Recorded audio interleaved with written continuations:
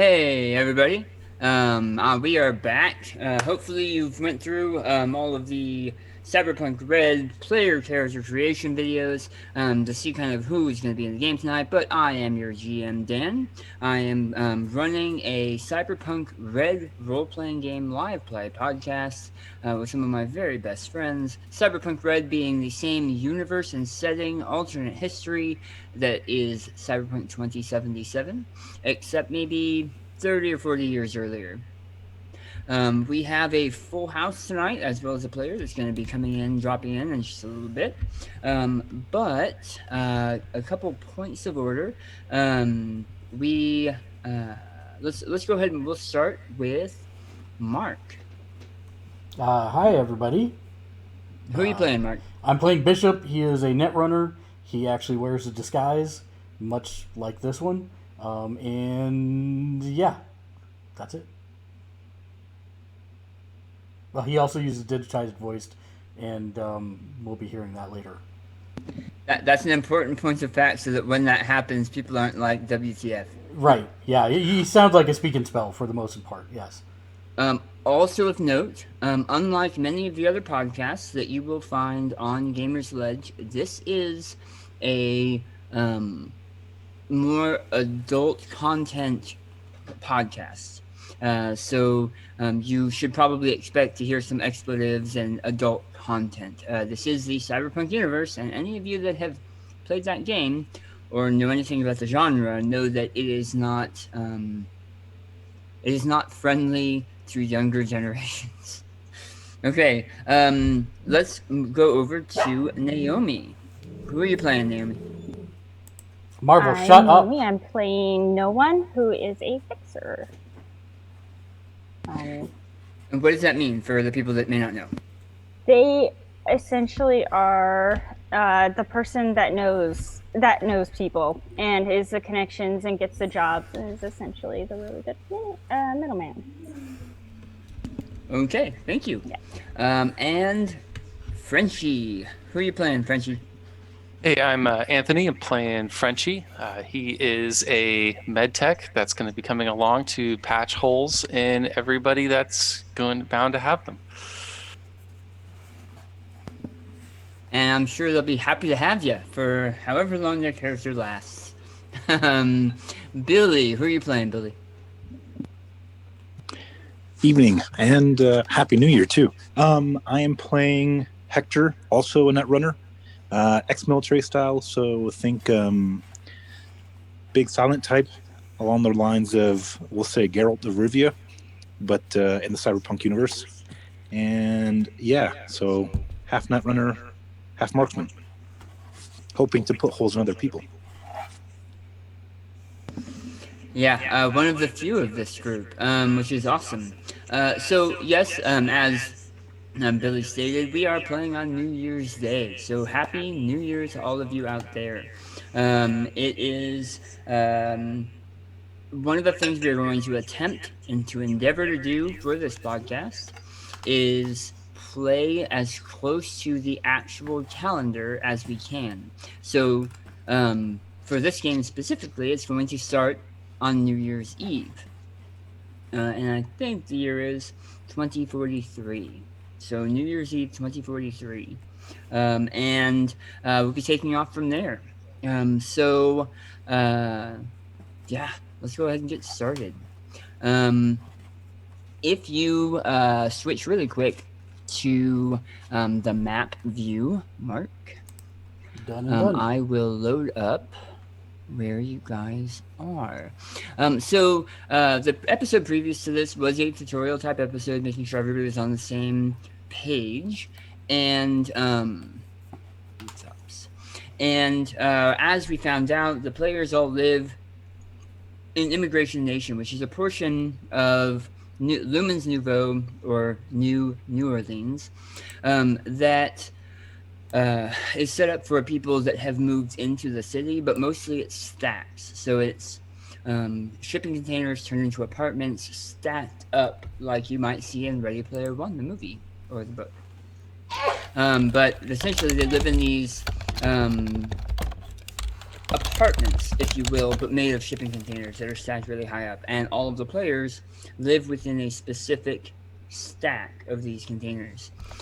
So they mostly live as close as they can to budget because they don't have a lot of money.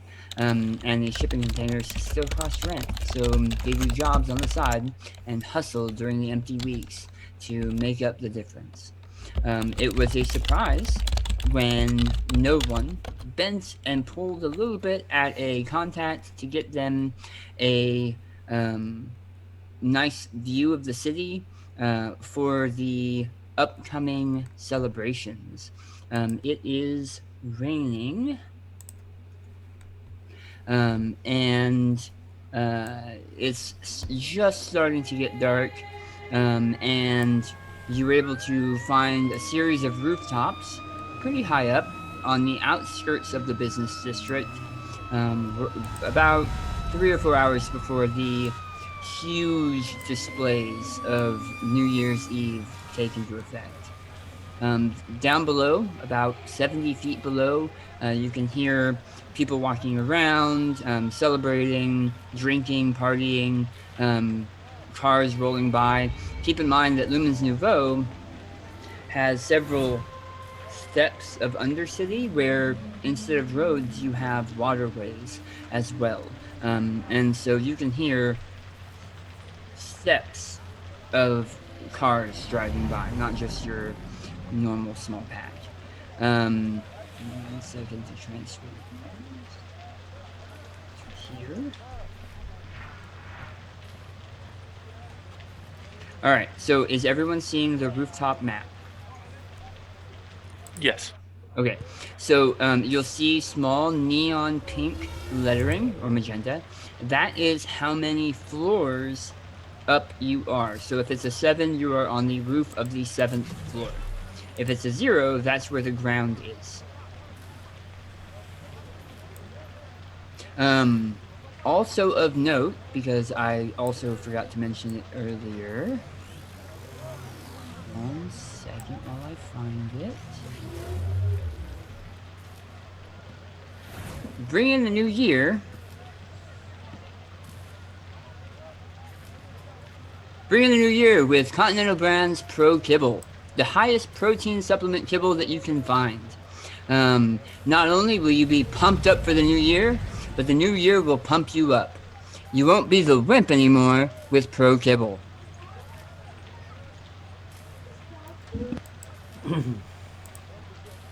What is that?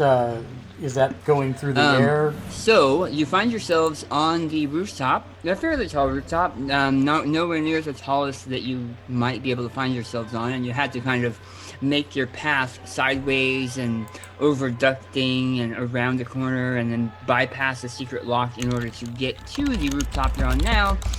But you are here, and there's a little bit of an overhang that you can kind of hunch under to fight against the rain, but you have a really awesome view of the lower business district, which, as a reminder, is right across from the French Quarter. So you have a huge view of these tourist New Orleans buildings that were brought up from the drink or rebuilt.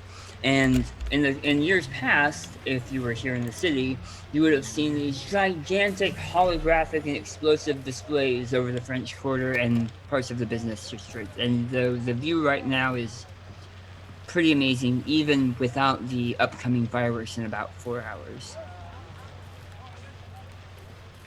So actions.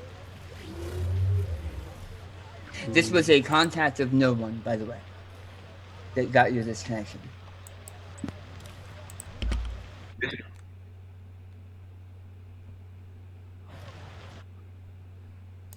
This is all great except for the drone of that corpo kibble shit.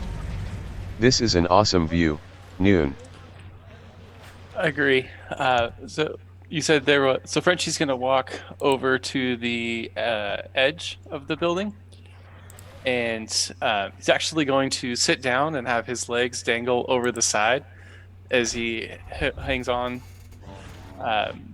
He puts his hands down on the side of the building and just kind of looks around and just enjoys the rain against his face and the not toxic for once, hopefully. And just enjoying the view. Not really saying anything, just enjoying the view. A sad state of the world is that lately a lot of the rain has been from red skies, and so you know that um, when the red sky nears, everyone fears, as the newscasters are fond of saying. But this rain is clean. It smells lightly of ozone, but overall fairly. You know there's going to be people down below capturing this water for drinking for the next couple of weeks. Quick question. In character creation, did I have to state that I had an umbrella? Because I have an umbrella right now. That's fine. There's a small Marvel, enough thing shut up, that lay it's down. fine. It's not the greatest umbrella. A strong wind will probably break it in half, but you have an umbrella. Okay, well, then I will get closer to the edge, still protected from my umbrella, and kind of look around to kind of see who else is on this surrounding rooftop. And just get a good look of who's around us. So you are on the tallest rooftop in this immediate area. You are on the tallest rooftop other than ones that are like where you're on top of the 7th floor. The next highest one is like 12th floor. So it's much higher than you. So you're looking down at 0 level, the ground level right now, seeing some cars right by and a whole bunch of people standing out there trying to find good views from the street level. Straight across from you is a huge air conditioning vent right here. And you can see some people moving around behind it, but you can't tell numbers or that kind of stuff. A look to your right, you actually see a couple what you think are probably nomads, so some of the family, sitting on a large water tank on top of a building that is pretty low compared to you, and what seems like maybe a rave, or people already dancing, and the people that are dancing are pretty high fashion. A couple of them are chromies, where they have almost complete chrome skin. Across kind of diagonally, around the same height as that one, but there's like a fence between the two buildings, is what looked like down and outers, but they climbed up here for a view, and there's a handful of them. Don't do it. No one, you have so much to live for. What am I doing? No, I'm not. I'm standing by it. I'm not the crazy paramedic that wants to die. I'm gonna text my contact and thank them for the amazing view as I watch the people dancing on each other at the rave. You get back an emote of a smiley face with a "you owe me."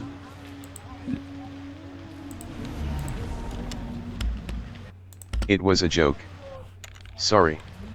This is awesome. I'm glad you enjoy it. Hopefully the show will start soon. But there is another show like down there on this like 2nd story rooftop. It's gonna be fun. Yeah, Bishop is kind of dancing around a little bit himself.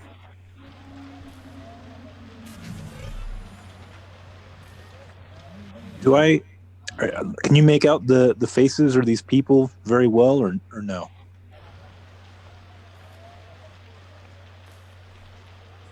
So it's 5 stories down, and it's a pretty heavy rain, so not really. No. Okay, fair The enough. reason I was saying you can pick out the high fashion people was because of the chrome jobs. Like, chrome Gotcha. jobs tend to stand out, so... So I had a question about that. The high fashion people that are down there dancing, are they literally dancing in the rain?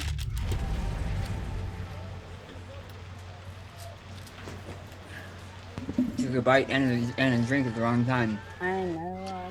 You see some flashing, like holograph ad signs on the walls below and next to where they're dancing, and it seems like they are using this opportunity of the rain and the neon lights to have kind of a dance party. You can hear thin notes of music rising up through the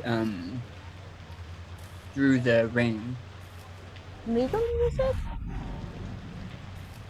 Come on.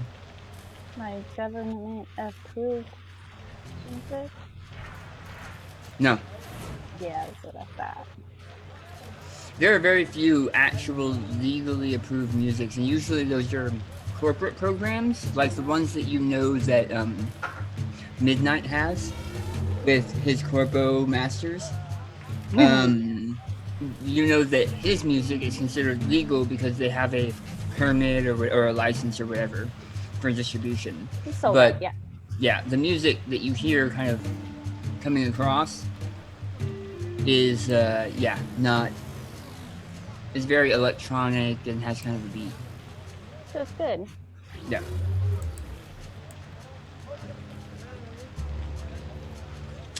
It's about maybe 45 minutes before a small-ish drone, about the size of a golden retriever, flies in through the rain, pelting you guys with droplets as it's throwing rain everywhere.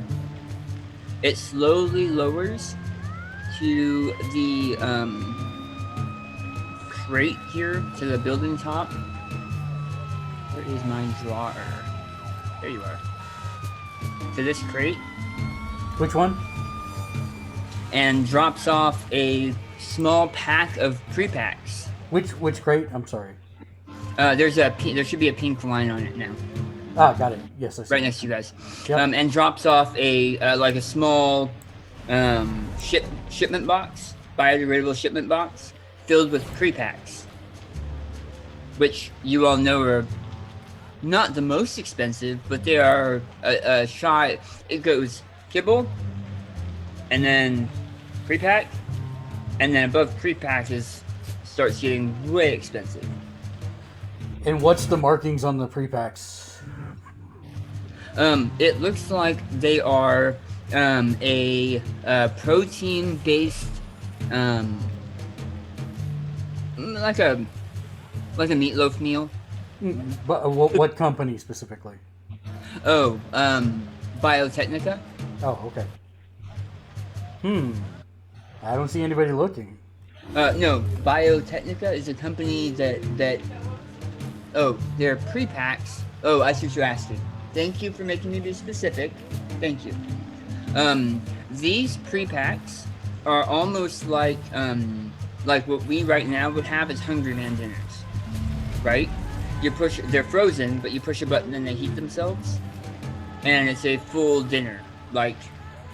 And do they have to remain frozen, or they shelf safe? No, they're fine. But there's a small printed off receipt that you can see that is already starting to get wet and sticking to the top of the box that says, "You owe me twice." So the drone dropped off the bag of food, and then the drone left? And then the drone left, yeah. The drone came over, dropped off like it's a small Amazon box, what you would think for an Amazon box, enough for food for like 6 or 7 people, and then drove off. And there's also a couple of cans of, help me guys, beer, Suds. Suds? Yeah, stop. Everything you need for a party. Yeah. You're not.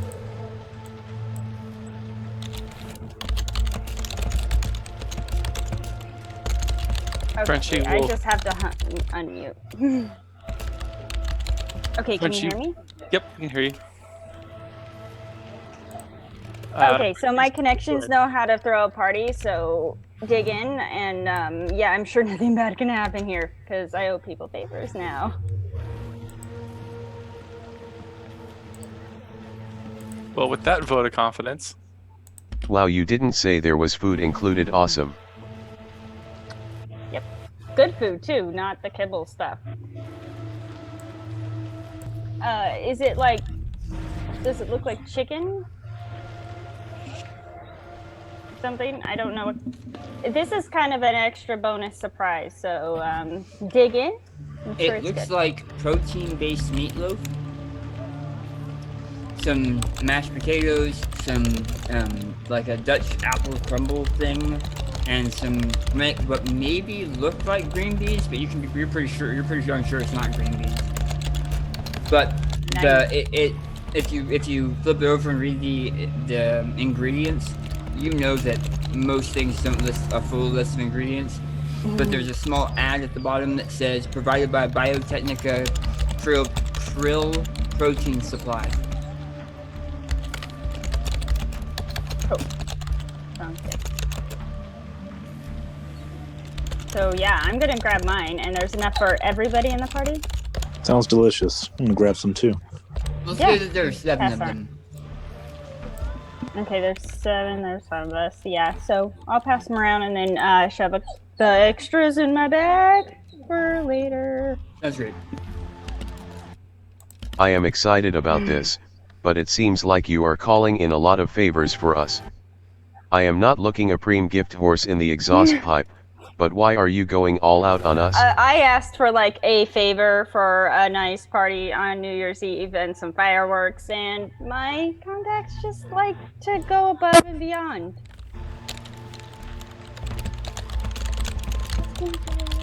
Think about it too much. And she will gladly take the offered pre-pack from where he's sitting on the edge of the roof, And there's booze.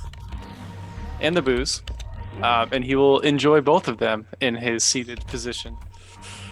From the edge, like, okay, so I know your job is to keep people, like, sew them up when they do dumb things, but, or, you know, when bad things happen to them. Why are you sitting on the edge of a roof when you know what happens to people? Oh my gosh, Nimoy. Because you don't get views like this every day. You know, it looks the same from not sitting on the edge than it does from sitting on the edge, right? It really doesn't. You should come sit down here and you can see, because it's just a void and I'm gonna emptiness. take your word for it and get a snack without falling. You lose the view the further away you are. But to each their own. Yep. About another hour passes, as you guys kind of spread out your food and you eat, and then you put the food trash back in the. Well, you do whatever you want to do with the food trash. I'm not gonna force you to do that. It's your choice. It definitely gets thrown over the edge of the roof. Yeah, that's why I stopped what I was saying. Bishop will pack his back into the container. And that was an accident. Can somebody delete that for me, please? There it is. Okay. And you get a contact tap on your agent, which is a small file of information, and it's from the same contact that you requested for the spot and for the food, and it is a request for a meeting at 1 a.m. Alright. halfway across town. And what time is it now? It is about probably about 8 or 9 p.m. You know that if everything's lucky and you guys are able to kind of hitch the train over there, it'll take you about 20 minutes.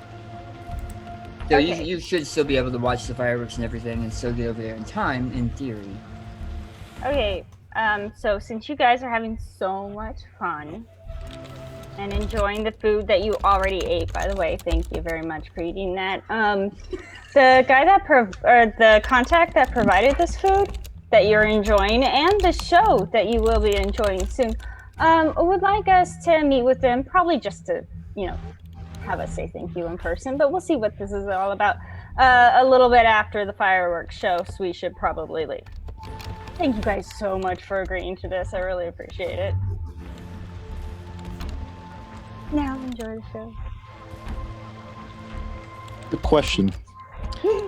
Is everything, are all the stores shut, or could Hector go out and do some last minute purchases before it's time to meet up with these folks. So speaking from the cyberpunk point, most businesses in this climate, not like weather climate, but in this climate, can't afford to close for anything. If there's any chance that they can get a sale, they're gonna try. There's also a lot of places that are automated, so it depends on where you want to go on whether or not that place will have. Now, I'm not saying they won't be disgruntled at having to work on a holiday, but there's a really good chance that places will be open. Okay. If I wanted to purchase some CyberDeck hardware before 1 a.m., could I?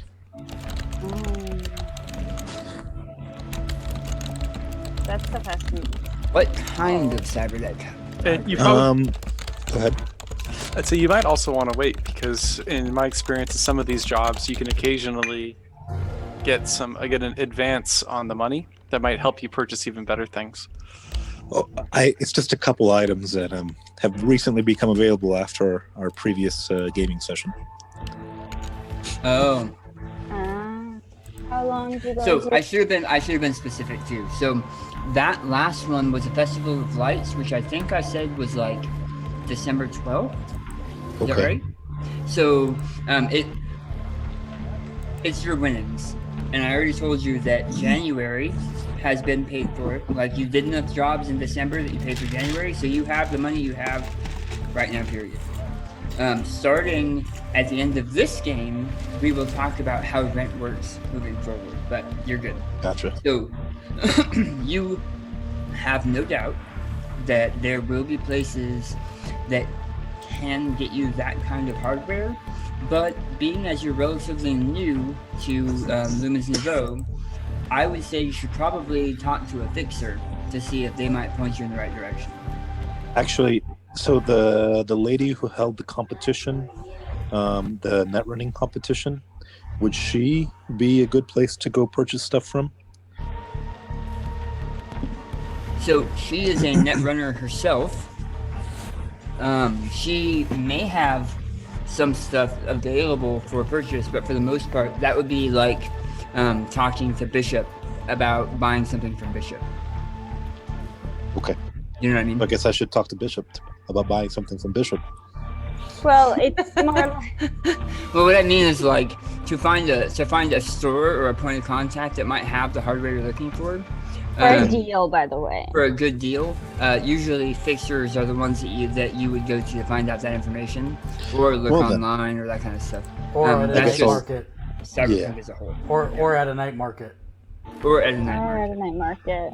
Which I don't know. Which fixers also know where the night market. Yeah, I know about the night market. I'm just saying I don't know how some of these procedures might take, and just to make sure we don't bite the hand that just fed us, it would be a good idea to make sure we're not late. Well, right. But you have time? I think what Billy is trying to say is you still have like 2.5 hours before midnight. Right.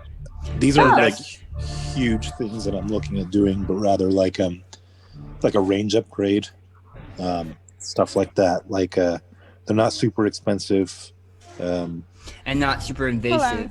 They're just ship updates, essentially. Yeah. So I should know a guy and be able to give him a number or an address, right? Yes. Okay. So do I have to roll for that? Yes. Okay. This is still new system, so I'm figuring out what I need to roll. All right. So essentially, what you're gonna roll is a D10 plus your I can't remember what your specialization is called. Thanks, no one. Oh, you're welcome. Is it operator? Yes. Which should be, I think, 4. Yeah, it's 4. Yeah. Okay.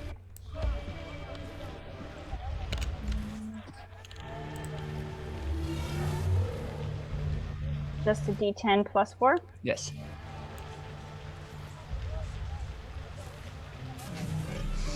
You're able to find the person that you think has it. You don't know him very well, no one. But Dirty Sal has helped you with some hardware before. It was used, but it worked for the time that you needed it before you passed it on. So that may be a good spot, and you're sure Dirty Sal is available right now. He talked to you earlier in the week about trying to get you to do a job for him, and it was pretty sketchy, so you didn't take him up on it. But yeah, and so I got a number for you. I'm going to send it to you. Definitely open. Some of his procedures are a little bit questionable, but I'm pretty sure that you can get a good price and done quickly. And I'm guessing that that's basic. I'll make sure that I'm ready to go in time. Okay, yes, thank you. Meet us at what station? And you flip him the contacts, like tap your agent to his agent and flip over the contacts. And you can see the address is, I'm a bad GM. Let him know that no one sent you. We'll make Who sent you? Make sure. No one. No one. No one. I don't think we've worked together before, but to that end I have heard good things about you. I don't mind playing along, as this is a preem setup and I haven't had prep act in quite a while. Good to know. Good to know. And thank you. I'm glad you're enjoying the dinner and the show. Okay, so another thing that people will probably need to have open at some point during games, which is, it didn't occur to me, which is why I said I'm a bad GM, is the Lumens Nouvo map, because we will be referencing it. So the address that you were given is for someone in Baron Square, which is a section of Nouvelle Prosperity, which I'm sure I'm massacring, just south of that, and it's kind of the higher up Corpo area. You actually said it perfectly right. Of that thank you, of that section. I should have said for our listeners and watchers also, this episode is called 7 words, and then Nouvo, which I'm again probably massacring, but it's essentially a New Year's episode. Okay, so Baron Birthday Square for our GM too. Yay! It is an address in Baron Square. So you're gonna have to, and you are currently. I'm gonna highlight it so you guys can see it. Wow, that was a crappy highlight. You probably just call out the Excel cells too. Oh, AN13. You did not tell me about this. I did not have this ready. You did not tell me about this. I did not have this ready. No, you're fine. You're fine. I didn't think about it. I'm sorry. It's all good. I'll try and figure it out and throw it up here in a little bit. It really isn't that big of a deal. It's more of just reference. But it's something, as I mentioned to you earlier, we're growing. We're learning. This podcast is going to be very different than the ones I have run before or we have had on the stream. Okay, so you're going to be heading down to Baron Square by 1 a.m. The contact that no one just gave you, Hector, is in the Yankee district in South M Nation. So you have a way to hoof it to get there done. So then I will waste no time and depart immediately. I will say I'll probably pick up all the required equipment, i.e. pistol and gear that I may need for the future. Okay. And I will make what sure... was the guy's name again? Dirty Sal. Dirty Sal. He's, yeah. And we're just to the right of the Yankee district, or is that the target area? Just to the right of the Yankee district is where Anthony currently is, or was, is the address for Dirty Sal's Emporium. Yep. Perfect. And where are we right now? Yeah. We are here in here. Yeah. Central Business District in the north, to the east, just across the border from M Nation. Yeah, right, it's there. 13. You colored it, yeah. Or Anthony colored it. All right. And you're going to be heading to Barron's Square, which is south I of see it, the yeah. tourism district. Right on the water, too. Yeah. Okay. You leave Hector. Move you out of the way. And I am going to do your stuff, and then I will cut back to them. So Hector, you make your way through the rain, and end up at. Let me see if I can find it. 1 second.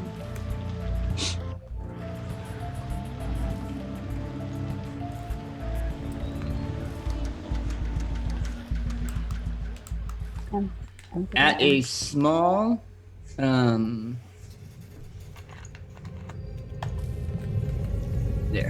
At a really small kind of shop, it would be one of those areas in a bad part of town that's all very close to being ground level, that has bars on the windows and bars on the doors, and it would normally have a neon sign behind dirty plexiglass that says what its name is.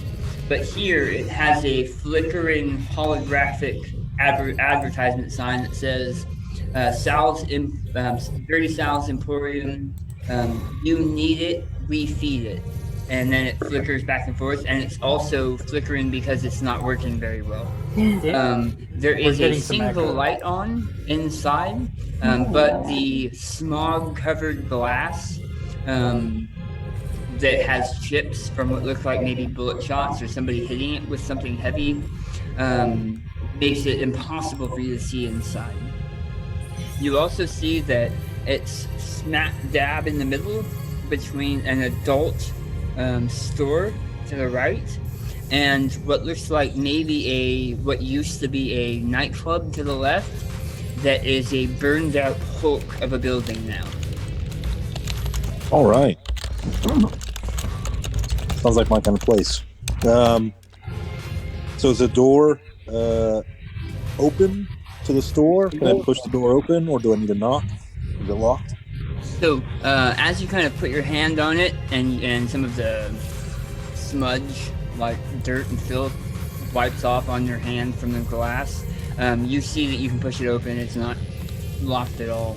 You also note that down here, the rain has had plenty of chances to mingle with the soot and dirt and just kind of grossness that is the air, and the rain down here is nowhere near as fresh as the rain that you had just experienced.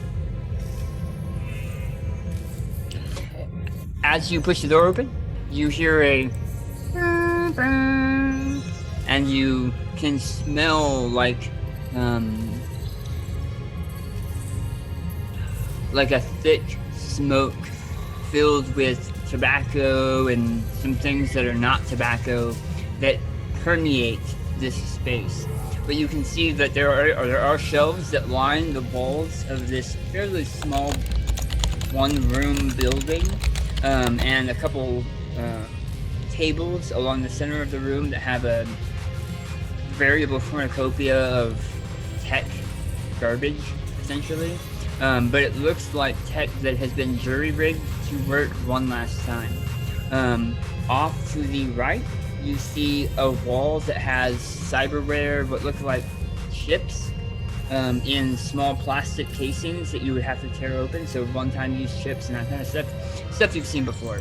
And to the left, you see a wall of military surplus tech. None of its weapons, not one weapon in this room at all. But you see a lot of what looks like stolen and fixed tech, or tech he found out in the border rim or in the Badlands and brought in and fixed, that kind of stuff. Gotcha. Behind a cashier desk, what's that called? Vendor desk thing? The counter? The counter, yeah.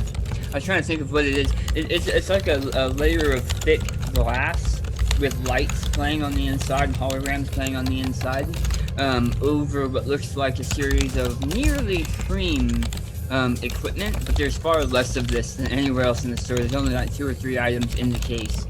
And leaning against the case, with his eyes flickering because he's obviously watching something else with his cyber eyes, is a short, kind of nondescript man, heavy set, long, greasy hair, laying over the shoulders of his Colombian Hawaiian style shirt, and he calls out to you and says, "Hey, we're open, but not for much longer. I'm gonna get out there and see me some fireworks."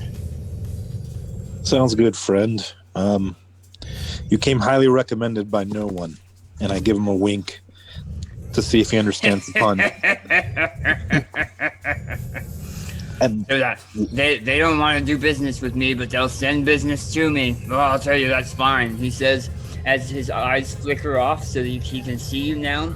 He slaps his gut, kind of wipes off his hand on his shirt, and then puts it out to shake your hand. so I go to shake his hand, and as I'm kind of talking to him as well, I'm trying to gauge whether or not this guy knows what he's doing, because I don't want crappy installation. So give me a human perception check. So Hello, ladies and gentlemen. You're about to see the first check of our first podcast of the new year. Hey, Daniel. So I'm rolling. Hey. This is Not counting no ones Perception. earlier. Oh, not counting no ones because no one doesn't count. No yeah, one rolled. apparently no one rolled. Hey, Daniel, can you Yes, kill Mike. whatever the music file is? Oh, yeah. It's got a super loud bass rumble to it for whatever reason. Oh, so much better. Thank you. Yeah. No background music at all. So much Well- better. Well, no, I mean, you can try something else. I don't know if it was just that track or what.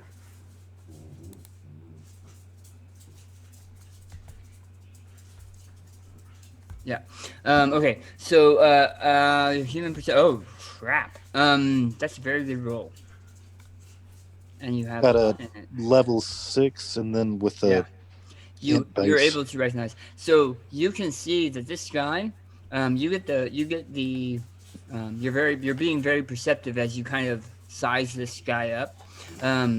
He knows what he's talking about, but because of his station in Lawton life, it's better business for him to put up a front. The way he carries himself as he's walking over to you, the way he trades grips with you as you shake his hand, he is definitely ex-military, you get a feeling, or had some kind of highly disciplined background. And you can see implants for hardware in his upper arm, elbow, and in his wrist of his right hand that he's shaking your hand with, that are very reminiscent of like military cyberware or military cyber deck hardware. So I ask him where, just making conversation. Ask him, what do I say? I kind of smile and say, impressive. That's an impressive grip you've got there. Seems like you may have done some time somewhere. Yes, I don't get that often. Not many would take me as I sit, and then he slaps his belly and his haunches and says, "Would take me as I am and recognize that. You have an eye on you. I was Brazil. It was not pretty. You?" I kind of nod my head knowingly and say, I heard Brazil was a rough time. I did several years in the French Foreign Legion. Europe was ugly as well. The sad part here is, and he leans close, and you can smell the tobacco and cloves and probably some strains of marijuana that are like permeating off of him from just the room. But strangely, not sweat. Not the stale stink of sweat that you've gotten used to from a lot of the people here in Lumens Nouvo because of how hot it is here and humid it is here. You're not getting that off of him. And he says, the sad part is, what we had to deal with, the news picked it up. They showed it. American soldiers trapped far away from home. Corpos trapped far away from home. Nobody did anything about it, but they heard about it. You poor bastards. Nobody hears about the stuff that you guys do. Nobody hears about the losses you take or the trap you get shoved into. And it's sad. It's sad. At least we got some helping hands, when we finally got back. But the rest of the world, they don't hear anything about your jobs and your Frenchies out there. It's true. It's true. Everyone's got enough problems as it is. I don't want to hear about any more bad news. Ain't that the absolute truth? So what can we fix you up with? Yeah, what can we fix you I was going to say, bearing that in mind, I'm willing to pay extra to make sure I get decent quality hardware. You know how important hardware is when you're out doing a mission or doing a job. Looking at buying insulated wiring and a range upgrade, if possible, for my CyberDeck hardware. So I have good news and I have bad news. Hit me. And normally I wouldn't care to give you any news, and I would just send you on your way. The insulated wiring, I can get you a good deal on that. I've got plenty of that lying around. But it's not a quick fix. It's you have to pull your board apart and insulate all the wiring. I can give you a quick fix that you can work with for about 48 hours. That's just a spray, and he leans over and grabs a can, and it's a small. It would be like a hairspray can or a spray paint can, but like this tall. And he shows you where you would plug it into a cyberport or into a hardware port, and he says this will spray the skunk in and insulate everything for about 48 hours. But once you open it up to actually get insulated parts installed, it's going to take a lot longer to clear it out and re-insulate those wires. But insulating wires is a longer job. Okay. If you're not on a time limit, then fine, awesome. The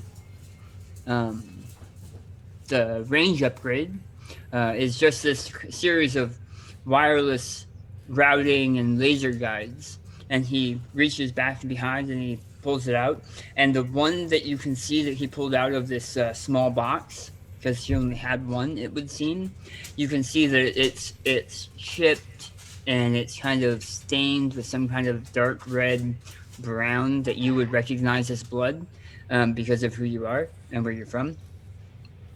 And he says, this will get you the range you need, but I can't guarantee, I wish I could, but I can't guarantee how well it is. I'd give you a better part, knowing the man that you are, but I just don't have them. So, but you can install that right now. Tell you what, I'll wait for the quality part for the range upgrade, and I'll take the short-term insulated wiring. And if it's good and it lasts me 48 hours, I'll be back for the full install. Well, I'll tell you what. I'm telling you, it's a mess, right? You have to understand. I'm not joshing you. It's a mess. But I will forward you this can. And you come back to me, and I'll get you set up straight with the insulated wires. I'll also put a finger into some pies with some people I know and see if I can't get you a range increment that's worth its weight. All right. I pass him 10 EBs and say, this is for your troubles, and proof I'll be back to frequent your shop again. Well, give me 1 second.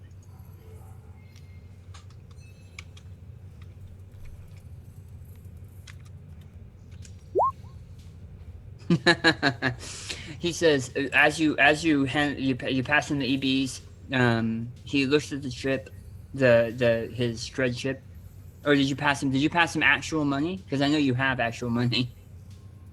Well, I guess it'd be better if I just did the usual payment method of just like tapping the card or whatever. It really, if you have the cash, it doesn't really matter. And I give him I was going to give him regular cash. I assume that's what I had. So as you pass the 10, he's looking at it and he goes, "Okay, look, we this is not good for my business, but we have to watch each other's backs.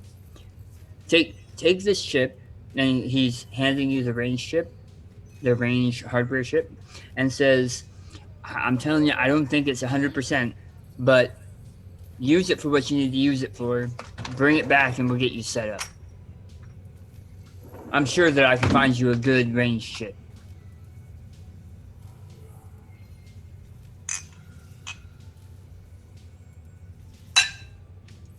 Does he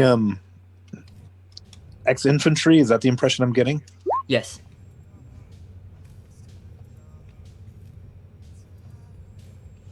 I just nod at him. Thanks.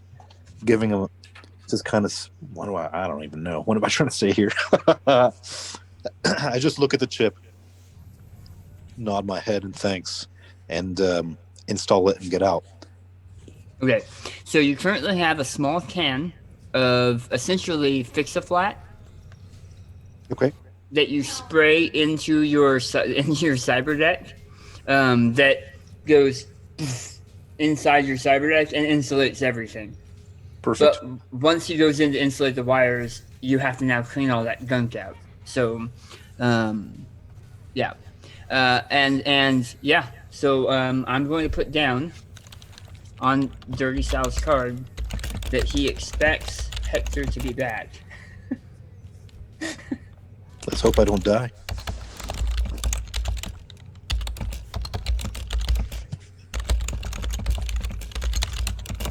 For better sale.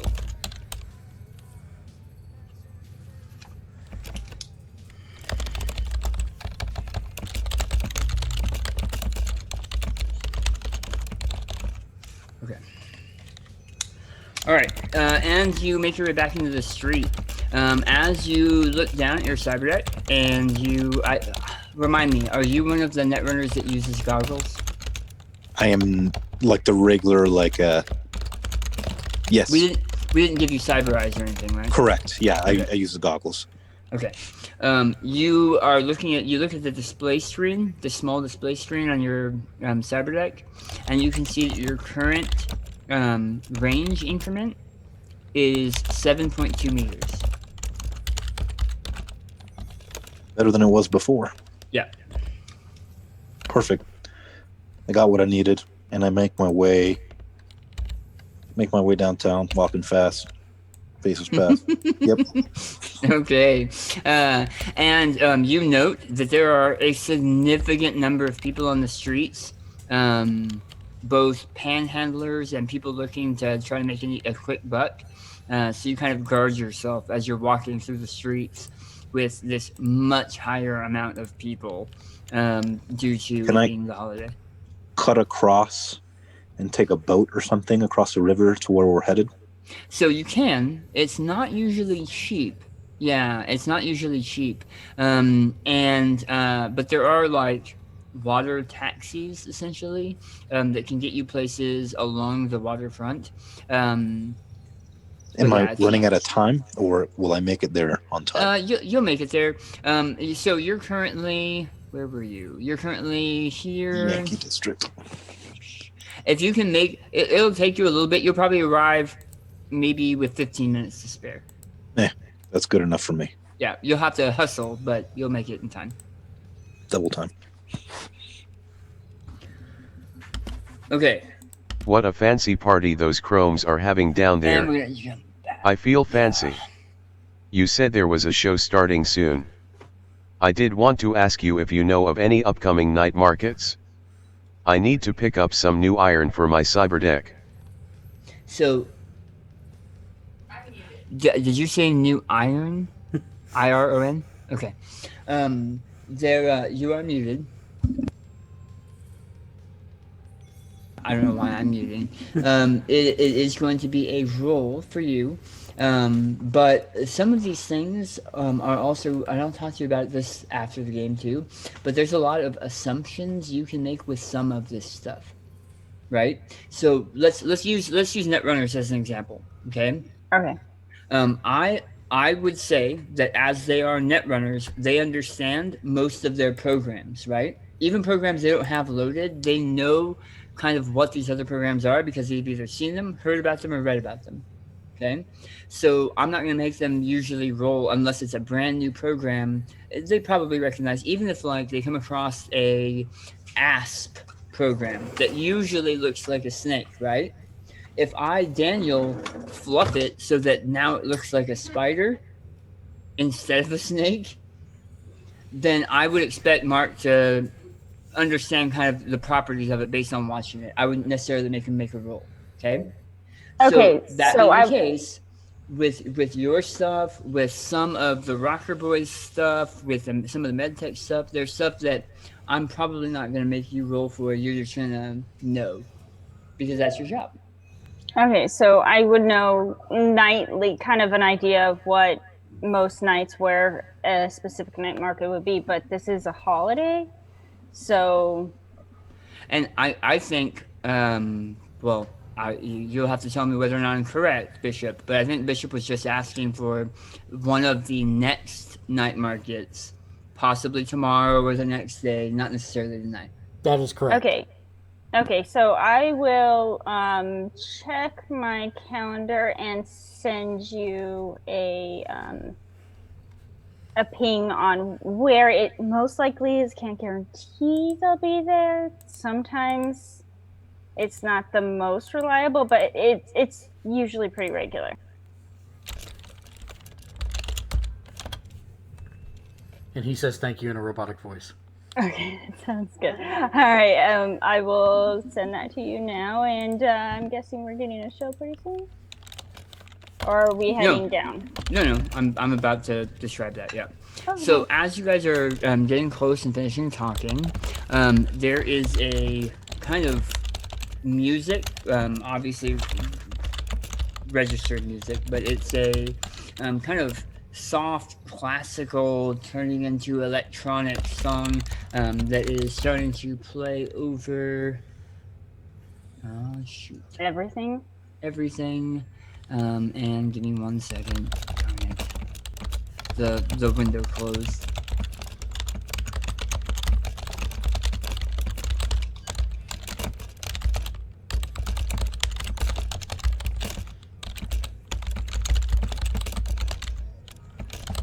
Someday someone will hack that and we can get some nice music.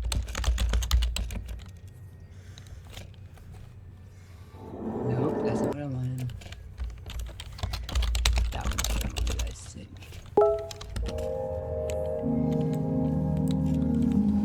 You guys hear that? Yes. Yes. Okay. It is rather loud, though. I'm turning it down.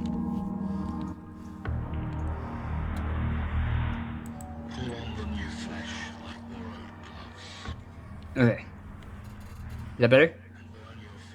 Yes. Sound? Okay.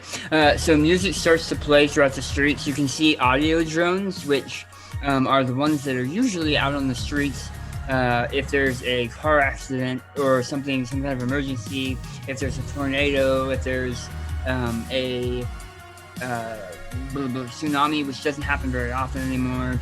Like these big tidal waves don't happen as much anymore thanks to Biotechnica and Pack Fleet out in the bay, calming down a lot of the waters out in the bay, or the Gulf, out in the Gulf. You don't get a lot of that anymore, but these audio drones are playing music pretty loudly, and you can see that all of the normally kind of seemingly random and loud visuals that are these advertisements across Lumens Nouvo that had been kind of blocking your vision and being overly in your face all shift, and so most of them turn off, and you start seeing brightly flashing lights and movie clips and holographic fireworks and these gigantic, beautiful designs playing through the air that are a magnificent to behold. You know that over the last probably 3 months, requests have gone out from a couple of different corporations to different digital artists to create visuals for this display, and then a lot of the corporations come together for the city of Lumens Nouvo, specifically the corporations that help build it, and they put on this show for everyone. And these lights are kind of mesmerizing. Sometimes they are just flashing lights of color, vibrant in the rain that is still falling. And then you see a gigantic golden dragon rise from the depths of the city and start spiraling around all of these other colors, moving around as if it were a real dragon. You've seen a couple kind of neat effects like this, but they haven't been three-dimensional, and they haven't been in such a high density. You're not sure how, even with the rain, they're able to make it so that you are picking out individual scales and individual scale colors as it is spinning and flying through the night. As it's moving up into the sky, it gets smaller as it's getting further away, and you see a black and red dragon rise up from the ground. It's about twice the size and nowhere near as graceful. The golden dragon is more of an eastern type dragon with tendrils and wings that spread out and run down from its head to its tail. This darker dragon, my view just changed. Yeah, sorry, I'm having some issues. Are we good? It should be for right now. Okay, the black and red dragon is more...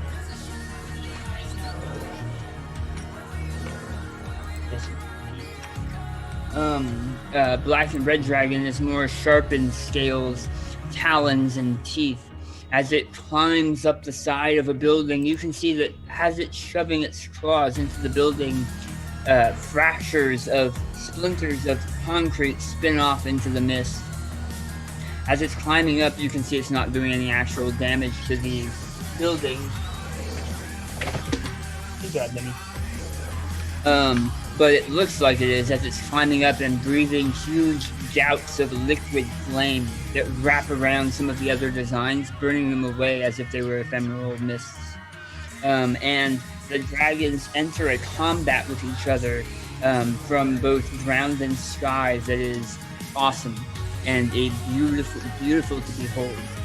It's such a new and distinct vision that you can start to see other advertising panels start lighting up with vid of this fight, so that people who aren't in the right angles can still see it.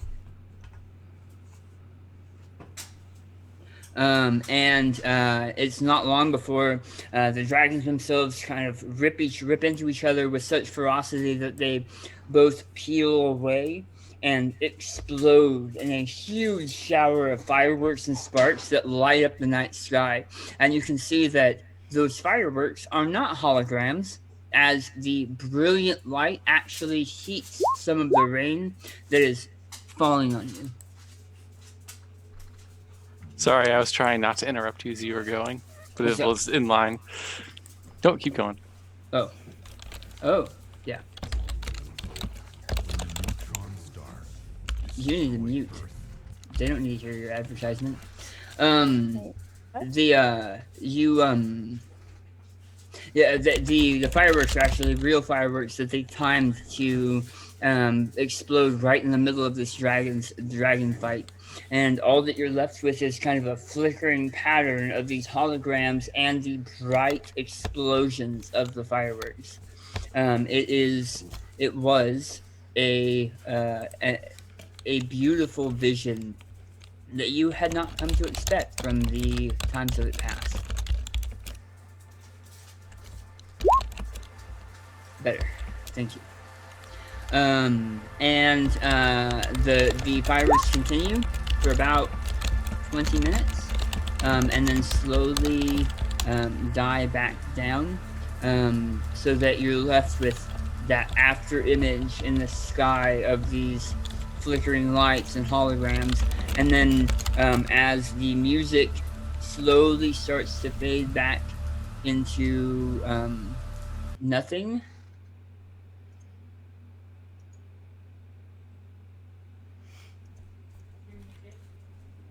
I'm not muted. Yeah.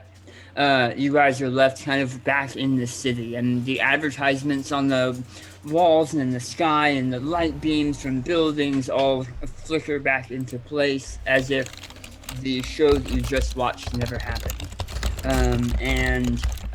You look down at your clocks and you can see that they timed the dragon explosion for midnight. So we're going to take a bio break really quick. And Smoke me if you got him. Yeah? Okay. Also, just to remind you, Continental Brands Pro Kibble. It is a treat to eat. It's scientifically designed to rebuild the molecular fibers of your muscles stronger, faster, and better with 12 periodic amino acids. And it's delicious. Continental Brands Pro Kibble. A treat to eat.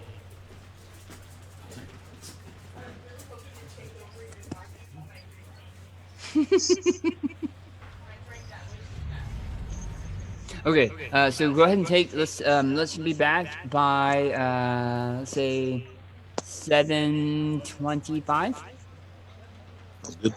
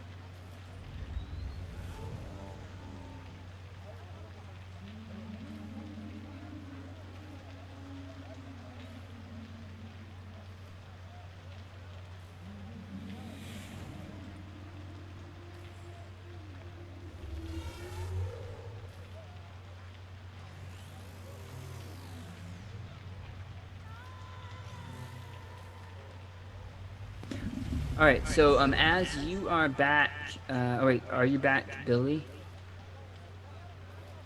I know Frenchie's back. Okay.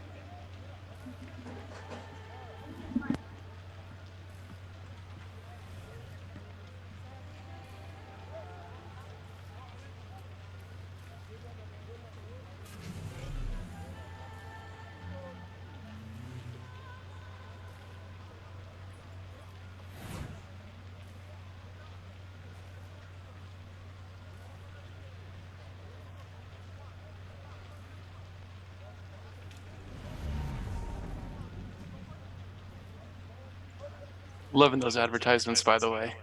Pro Kibble. Thanks. We have to make our eddies somehow. I didn't realize this was a Corpo-sponsored podcast, or sponsored stream. We have to get the eddies from somewhere, and those smaller corpos, they don't pay as much.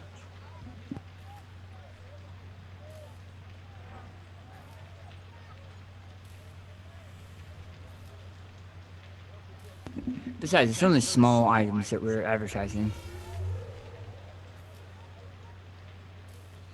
Now. Isn't even one of the top three. For now. Hi. The more successful this becomes, obviously, we'll get better sponsoring.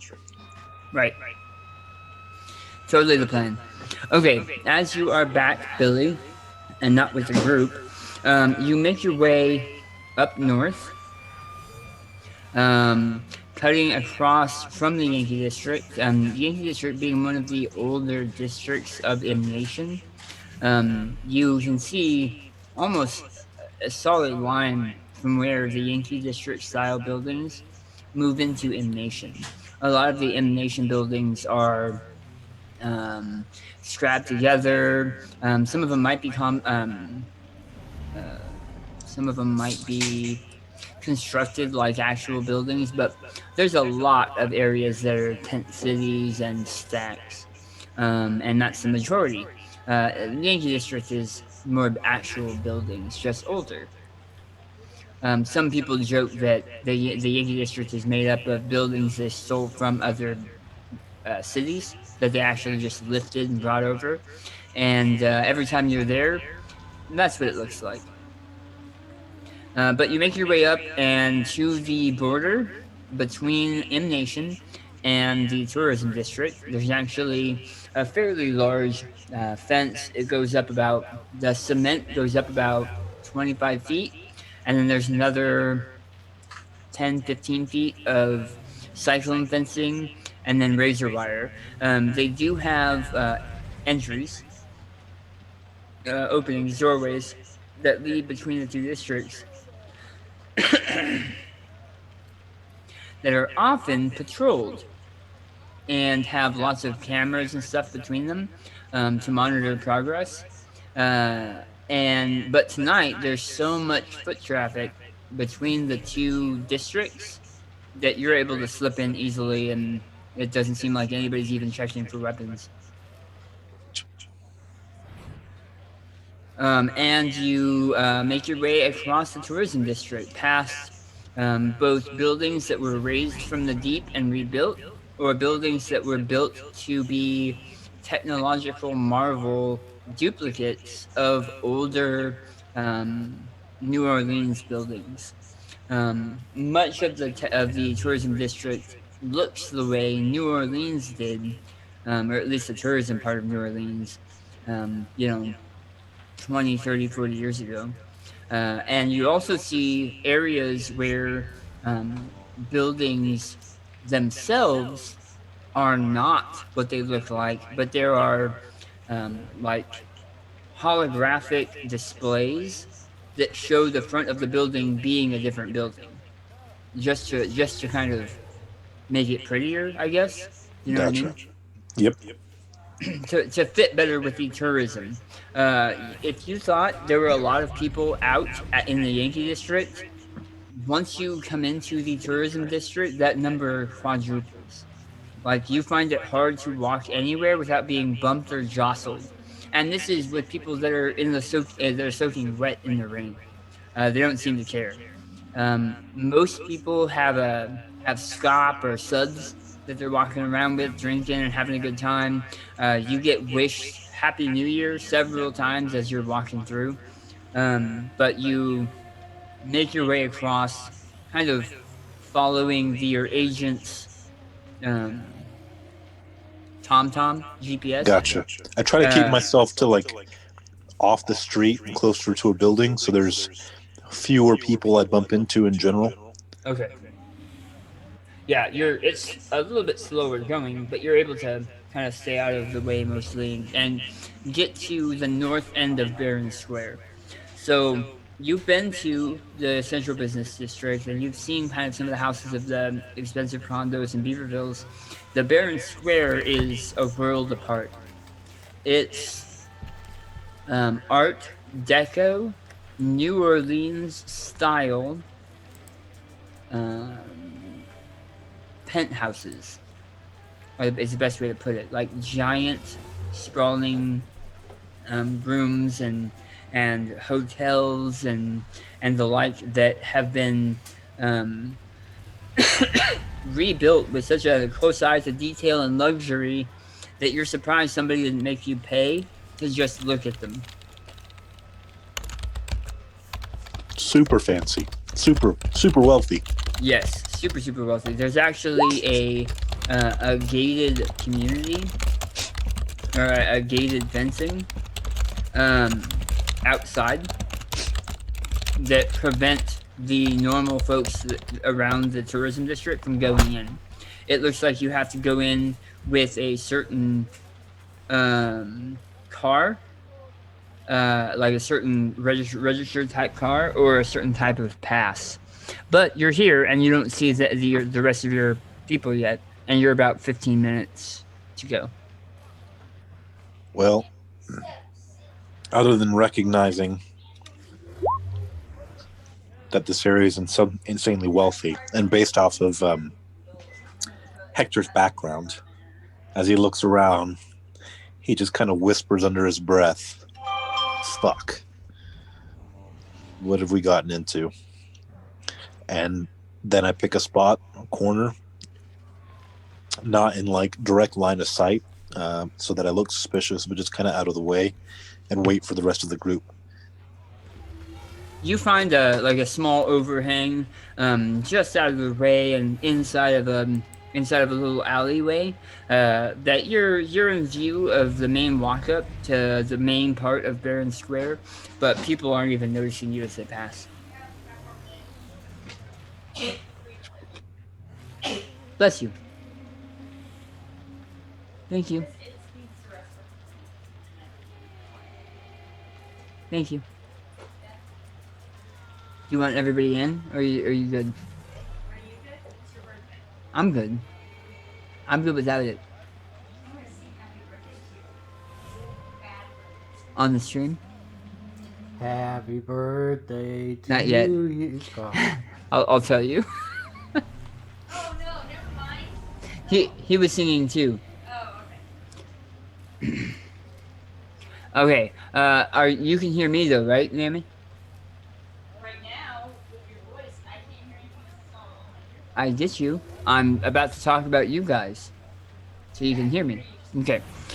So the rest of you, as you start climbing down and joining the people at street level, you see that the majority of people are not in your bracket. There are several gangs and booster members and stuff that are milling around looking for easy prey, but you don't see anybody that looks like they might be targeting you specifically as you get down into the ground level of the central business district.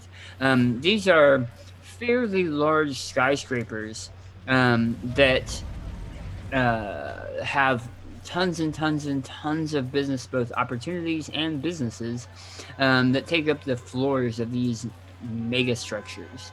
As you climb down the ground level, note that there are a lot of people here that are just now exiting in the streets as well, though many of them are 10 sheets to the wind more than you guys.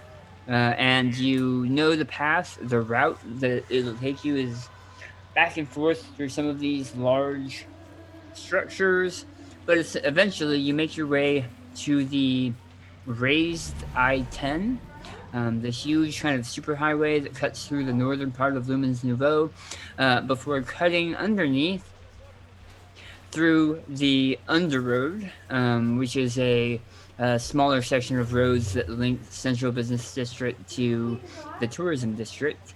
And you make your way into the tourism district. As I mentioned previously, the buildings here look like they were raised from the 19 aught So you're at 646? New Orleans. So a lot of the tourism district is made up of tourism spots and tourism nightclubs and tourism restaurants. And as you make your way through, you can see that this space specifically is overly crowded, overly filled with people. The central business district was busy because of all of the people in that district and all the people that live in that district and under that district. The tourism district is filled with people that came to Lumens Nouvo for this holiday, and they are out en masse drinking and partying. And you find it difficult to make your way kind of across, but you eventually make your way to north of Barron Square. Barron Square being, as I just mentioned, this huge Art Deco, beautiful, very luxurious, expensive set of penthouses, apartments, and hotels that look like they are what the top 1% of the top 1% would expect to stay in while staying in Lumens Nouvo. Not living in Lumens Nouvo, but staying in Lumens Nouvo.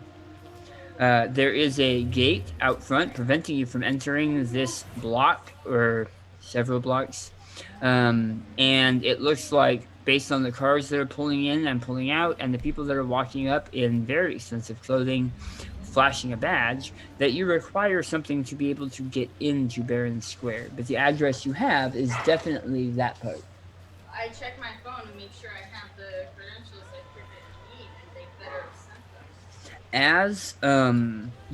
As no one starts looking over their agent and seeing what detailed information they have for Barron Square, they note that there is a passphrase, a security passphrase, to tell to the security office. Do you want me to mute, or do you want me not to mute? You're gonna mute Okay, I'll be right back. 1 second.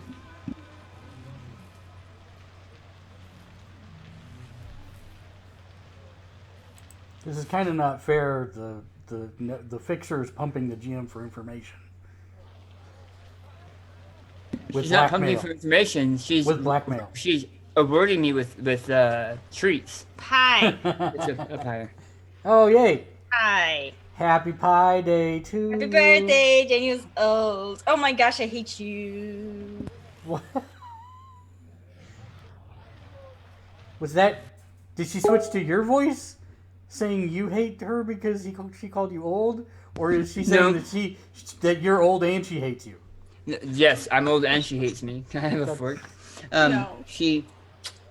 I left it unmuted while she finished singing, so she said she hated me because I left it unmuted. Oh, I see.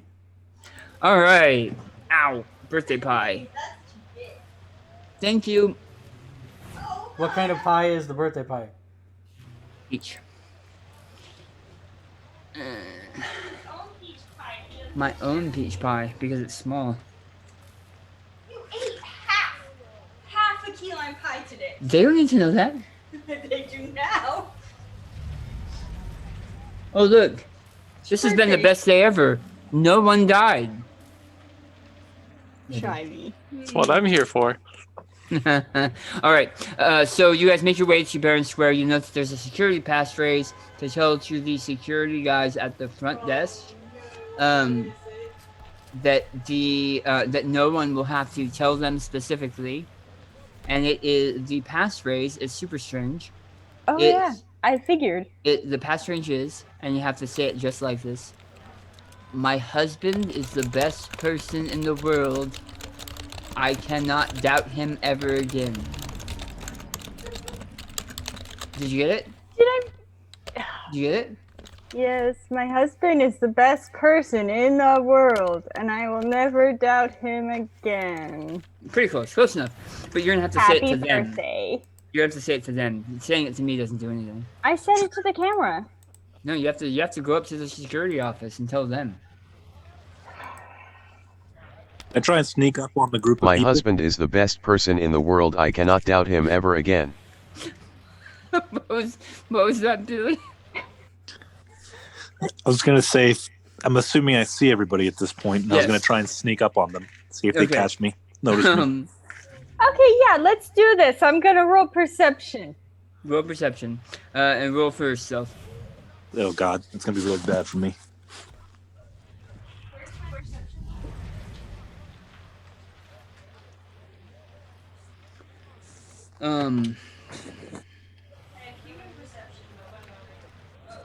Yeah. Where is it?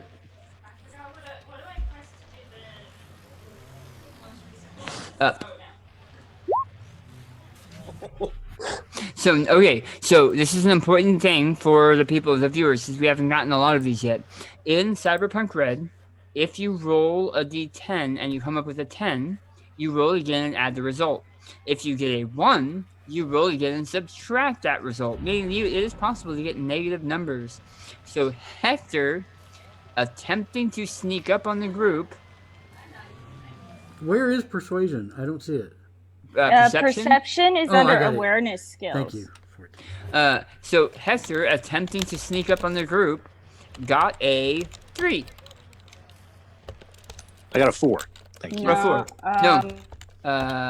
7, 8 minus 4, 4. You're right. Yeah. I'm math hard. That's 33% higher than what you gave me.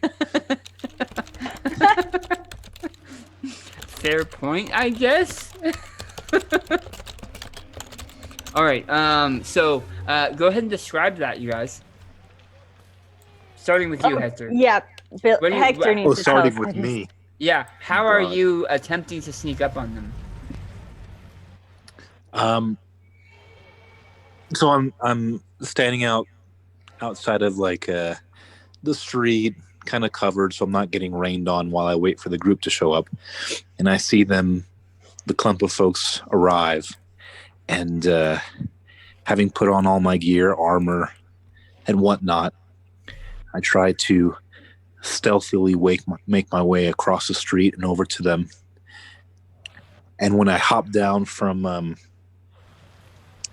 whatever landing or whatever to get down onto the ground, onto the street, I should say, the street level, and make my way over there, I land in a puddle and fall to my knees, as a puddle seemed to be actually covering a pothole that I didn't notice before.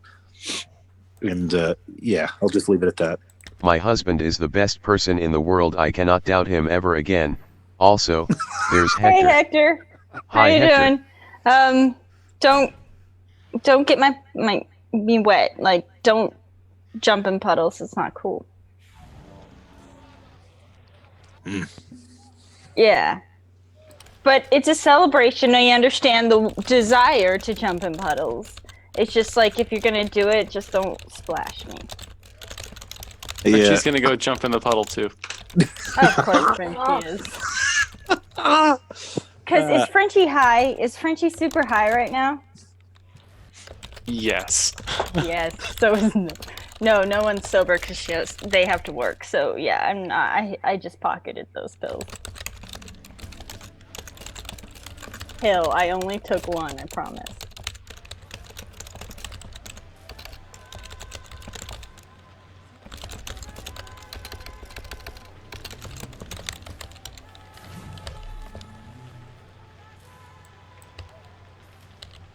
Frenchie gave us acid.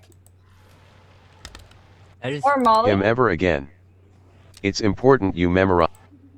I don't know why we have to say this, but now that you're here, the passphrase is, my husband is the best person in the world. I cannot doubt him ever Actually, again. Why don't you guys hold back? It's I'll important go you tell that memorize to the guards, this for which the I guards. do. So as you guys walk up, to Baron's Roost, to Baron Square, you see that there are in fact 2 groups of guards, one group on either side of the large gate. They eye you, no one, as you walk up, and say, we're not allowing entry. Shoot, I'm gonna forget it. My husband is the best husband in the world, and hold on. Hmm? You have it written down, I hope. Go ahead and try. Hey, Bishop, come here real quick. Remember the thing I asked that we need to remember? I was really distracted by the puddle jumping earlier. What was the phrase we needed to know? Whoa. It's not your fault. It's not your fault. It was just a magnificent display of puddle celebration. My husband is the best person in the world. I cannot doubt him ever again. The guards look at each other and go, what are you on, man? World, I cannot doubt him ever again. They look at you, and then they look at no one and say, well, I'm glad that you feel that way. I'm sure he's all that and a bag of chips. But I don't know why you're telling me, man. Indicating that they are looking between you and no one, thinking you're talking about no one. And then one of them whispers to the other, and they both look at like the fairly large tech pad they have, and they whisper one more time, and they said, "Oh." And I was told to say this as a passphrase. one of them puts his finger to his lips and nods and indicates that you guys should come a little bit closer.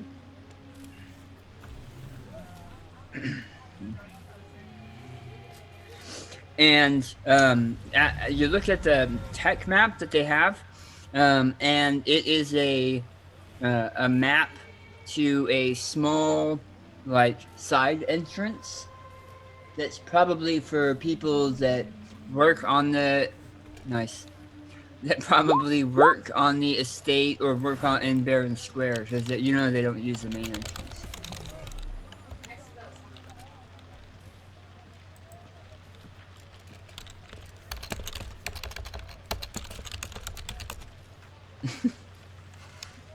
Okay, so this way.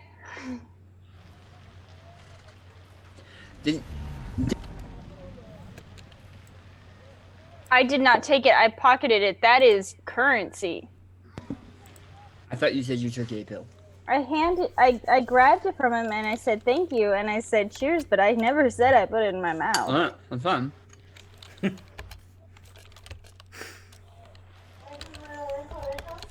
Uh-huh. Name of our tape? Mm-hmm. Alright. Why?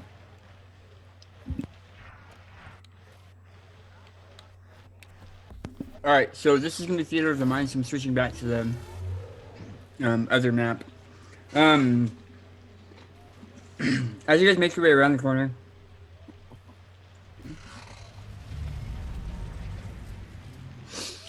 you walk down about a block and a half through the mud and kind of filthier areas where there's a fairly large parking lot hidden from the street and hidden from view that you know normal folks wouldn't be able to see because it would take away the part of the view of this giant luxurious block of hotels. And you see a small entryway, and it's almost it's like a nondescript door with no handles on the outside and a small pad to the left. There is a person standing right next to the door, and I don't have a picture of the person. A person standing next to the door. She looks pretty ripped. She's pushing about 7 feet tall, blonde with a mohawk, and a set of cyber eyes that glow orange, like flickering orange in the rain. She's wearing a sports bra and a leather jacket over what are obviously cybered up abs and torso, and hips that lead into what look like flesh thighs and cybered up legs below the thigh. She doesn't have her arms are crossed across her chest. At the moment, she's leaning against the wall next to the door with a cigarette. As you guys are standing in the parking lot. Okay, so I have a question about this genre and everything. There's not actual physical business cards, so I'm guessing it's kind of like where you can swipe information to someone else's phone. If it's within, it has to be really close. So I slip her my card. So you're gonna get close to her? What? Don't we have to walk past her? Well, so right now you guys are standing in the parking lot. Along the like the big fenced-in wall, there's a door. Next to the door, she's leaning up against next to the door. So you guys haven't walked up to her yet. My husband is the best person in the world. I cannot doubt him ever again. Alright, so as you walk up, she takes her cigarette, puts it out, on her abs, on her cybered up abs, and then tucks the cigarette into a pocket of her leather jacket and says, "Oi." My husband is the best person in the world. I cannot doubt him ever again. I love this so much. You can tell that this woman, this Amazonian of a woman, was trying to be stoic and serious and possibly scary. But as Bishop walks up and says that, really kind of innocently, she cracks into a wide smile. And you can see her canines on the top and the bottom are silver and sharp, as if they were vampires, like the cyber. You guys know the cyber term vampires. And she says, "Ah, good. He was waiting for you. He told me, he sent me out to make sure that you found your way." I'm not good with accents, but she has like a very southeastern European accent. And now that you're closer, you can also see that she's wearing a sports bra, but the reason she's wearing a sports bra is so that you can see kind of the gently lit tattoos that cover a lot of her flesh area that are thrumming, as if with power, but you know that they're not actually thrumming with power. It's part of the look. And Okay. they're just subtle enough that you couldn't see them until you were like right up next to her. As we're passing by, I'm gonna swipe my information and be like, I'm gonna need to talk to you about where you got those amazing. They're called tattoos, right? Light tattoos, yeah. Light tattoos. Because I'm being slick. Because I'm not slick, but no one's slick. She nods kind of with a smirk, and says, "How many of you are carrying?" It's good to assume all of us. All right, keep it stowed while you're in here. The golden boys up here, they don't like people carrying. I'm not gonna take anything from you, but Purely for self-defense, we promise not to cause any trouble.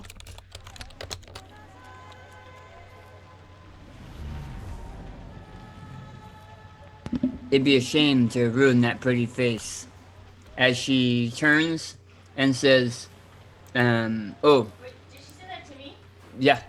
Oh, She turns and says, "Oh, Luxwana," and points to herself. Nice to meet you, Luxwan. Luxwan, right? Luxwana. Luxwan. Oh, that is a gorgeous name. Or Lux.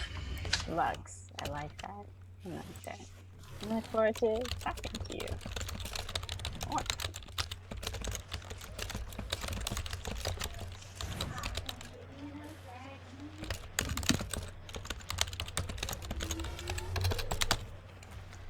So Bishop will, Sorry, I broke the GM.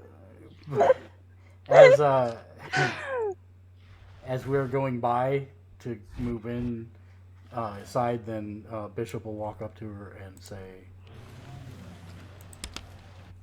I'm glad you have a sense of humor. Please don't break me. Also, you're pretty, but I feel you'd eat me for breakfast. She seems to size you up, and says, "Breakfast and more, little man."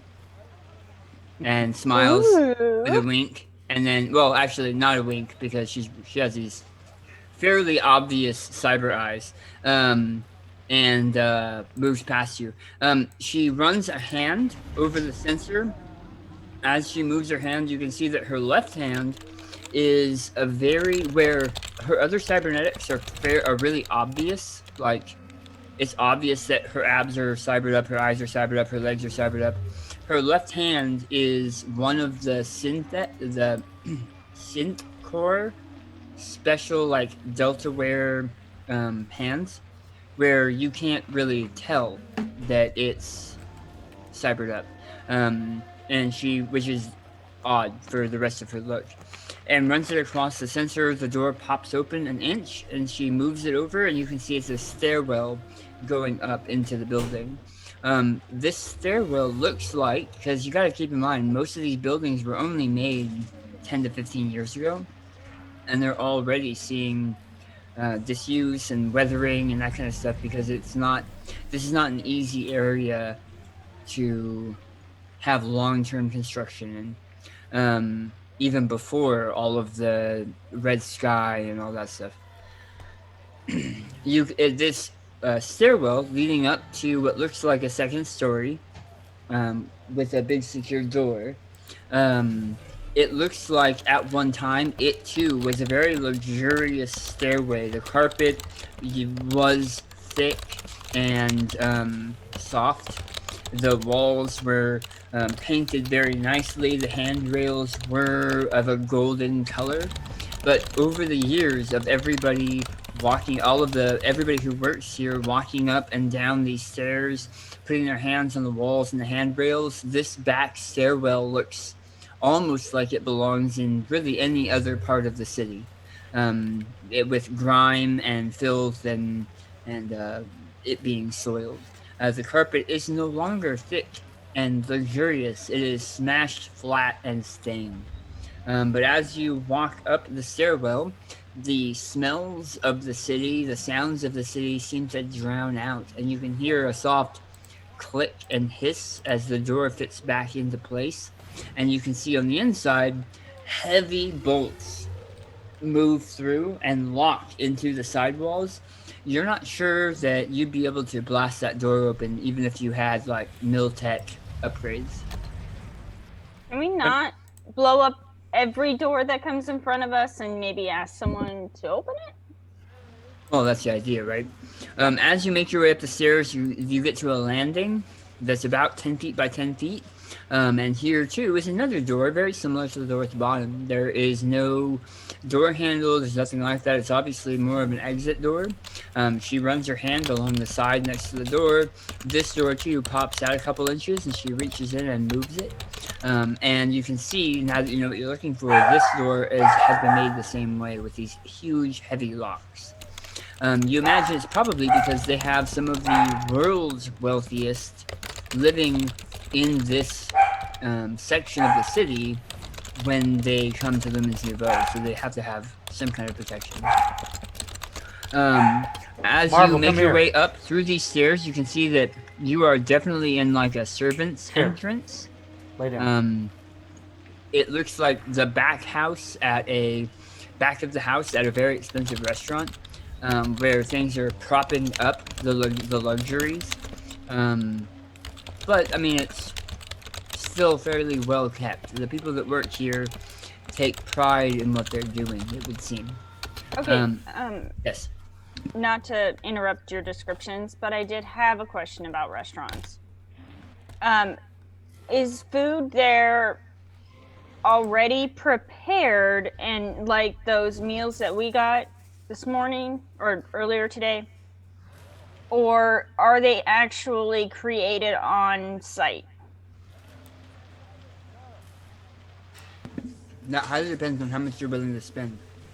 Yeah, in a lot of cases, like a real ham would start a gang war. Okay, yeah, and I assume most of the ingredients would be artificial reproductions of something like that. But if we're talking No. artificial ingredients that are prepared into meals, or are we talking like this is a corporate or a restaurant chain that just has a menu that's sent to them? So, okay. This is actually a very good question. We'll take a break real quick for me to cover this, because Sorry, I it didn't, is I a didn't hear you lifestyle for a question second there, Don. that is pretty important in how I'm running it, okay? Cyberpunk Red takes place before Cyberpunk 2077. That's an important thing to note, because so you get a fairly good idea of how a lot of food is done in Cyberpunk 2077. Within the world of Cyberpunk Red, there are still farms, though because of the Badlands and because of the way that the world has changed and corps have taken over, there aren't a lot of farms. Many of the farms that are still in existence are warehouses that grow specific types of things. We are not yet at a point with 3D. So one of the things that I tried to indicate with a play-by-post that I had my players doing before now was that 3D printing, as we know it today, is not a thing yet. They don't know about 3D printing. They haven't been 3D printing. Everything is vacuum molded or built essentially by robots or by hand or whatever. So that's not a thing. These farms that grow what I would call beef, but not cattle, are these huge warehouses that are growing clone meats. Okay?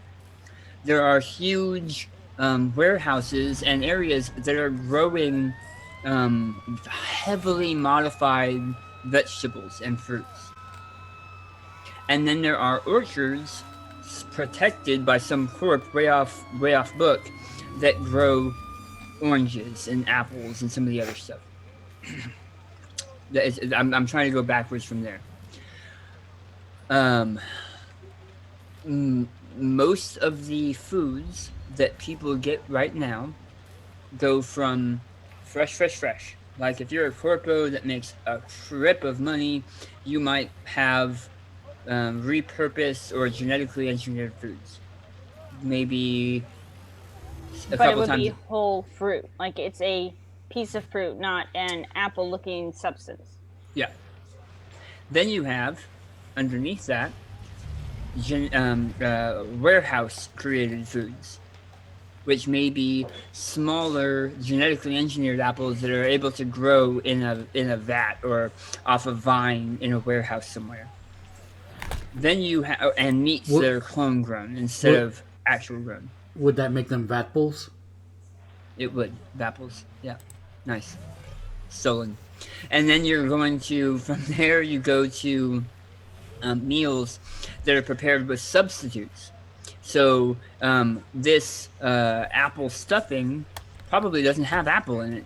It has apple flavorings in it, which are just chemicals. Something that it sort of probably, has a texture. yeah, it probably doesn't have actual grain as you know it. It has a grain substitute made from algae.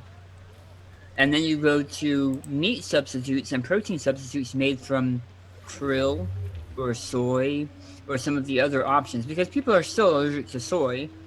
I mean, that's still a thing. And so there are other options like algae and a lot of, especially around the oceans, there's a lot of krill farms where they farm krill as a protein and turn it into patties and turn it into kibble and turn it into a bunch of other stuff. So would it be safe to assume that since they need to make sure everybody can eat the kibble that they give out and not any special exceptions, that they would have some kind of antihistamine, anti-allergy substance inside them? I would say that's probably that would probably be a safe assumption. Yes, I hadn't even considered that, but yes, that would be a safe assumption. Okay. Hey, how's it going? Hey. I will catch you up in a second. We are talking different food levels from the very, very few actual farms through warehouse farms through food substitutes like krill-based foods and algae-based foods. And so as you go down in the chain, Naomi, you get to pre-pack, and there's a bunch of different types of pre-pack. Most of the pre-pack is like those substitutes. So like, for example, the pre-pack you guys had earlier was a potato substitute as a starch, a krill-based meatloaf patty, and some greens, some algae greens that were made to look like green beans. Okay, and so that's a pre-pack. You can also get pre-packs out of vendit machines, like the burritos that we were talking about. Most pre-pack is either frozen or neutral temperature, and you press a button on the packaging, and it heats up itself, and then you rip it open and you eat the food. From there, it goes pre-pack, and then it goes kibble. And kibble is essentially small bits. It looks like dog food, the kibble dog food. And it is usually, sometimes it's flavored with stuff, but it often has been said it tastes like dog food. And it's protein and algae and seaweed based. kibbles. That's where the corporation's government went wrong. They make it seem like dry cereal, and people would eat that stuff like it was candy. So Futurama has bachelor chow, and that's Yeah. what I refer to for kibble. It's essentially that. It's significantly cheaper. It has essentially what you need to survive, but not the flavors. And that there was it was interesting. Mark sent me a link about a different group that was thought of, which was a group that revolves around the food truck, where everybody took different jobs, like to protect the food truck. The fixer found places at the night market and found ingredients. You had a nomad that worked on the food truck and owned the food truck. You had a food truck. A media that was in charge of all of the social media for it, and then I can't remember what was the cook, Mark. What was the chef? The tech, I think. Yeah, and then there was like a tech that worked on the food, that helped work on the food thing, on the food truck, but also cooked. The cook was actually the rocker boy. Oh, okay. Nice. But yeah, so it's interesting. Food, because food is one of the things that draws humans together. It's an interesting look at how that has shifted in this world, because a lot of different stuff happened in this world. We're only talking about like 20 years from now for this role-playing game, and food has had to change because of the droughts and because of the badland, the farming problems and the like. So I know Okay, go ahead, Mark. I was just gonna say, I think Naomi's point is a valid one. Does it look like they're actually using fresh ingredients in this restaurant? Because it tells us how fancy this place is and okay. Yeah. I apologize. What you were walking into is a hotel. Though it does look, based on some of the plates that have been left out on, like laying out in the hall, like sitting out on the hallway that people just haven't picked up yet, because you guys are in like a servant's entrance back hallway.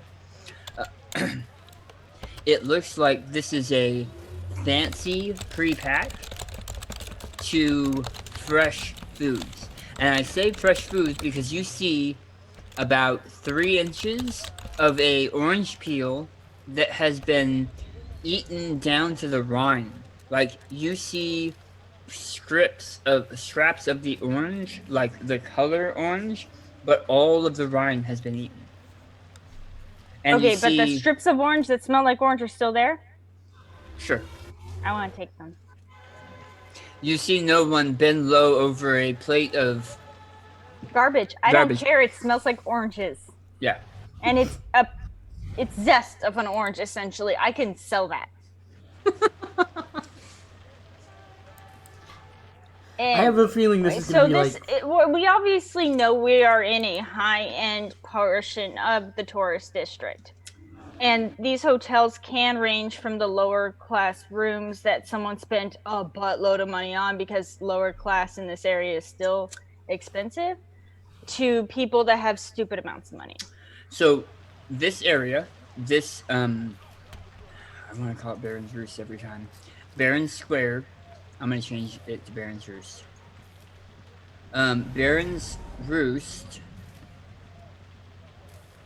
I'll change it later. I know, rich people. Nice. Baron's Roost isn't like that. It has a range of prices, okay? But you guys pay, remind me, $1,100 for your current lifestyle. Is that correct? Per month? $1,000 for the cargo container, 100 for the kibble.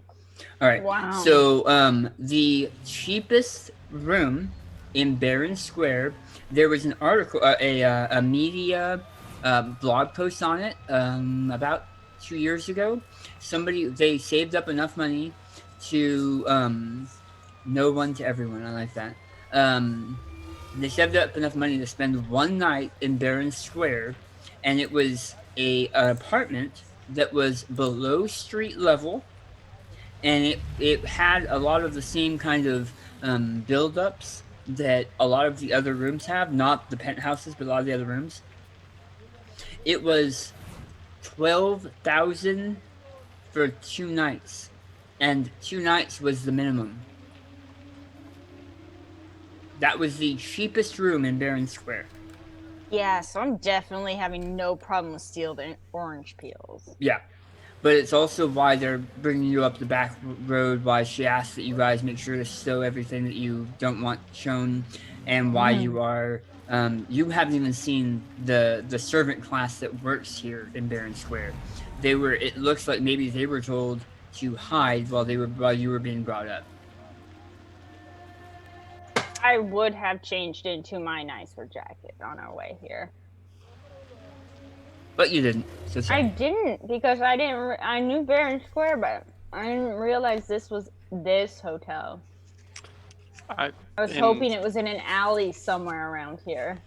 Frenchie is definitely walking through the stairs in his muddy boots and the nice carpet. You have, oh yeah. So wipe those muddy boots on the out carpet. of character, Frenchie is the only one of you that has actually been in Barron Square before. I haven't? No. Yeah, that makes sense.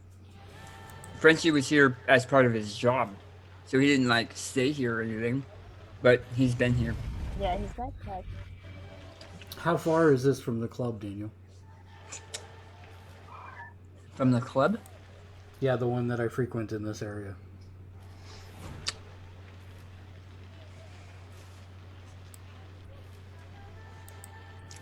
Maybe 9 blocks. Okay. All right, so you guys make your way up.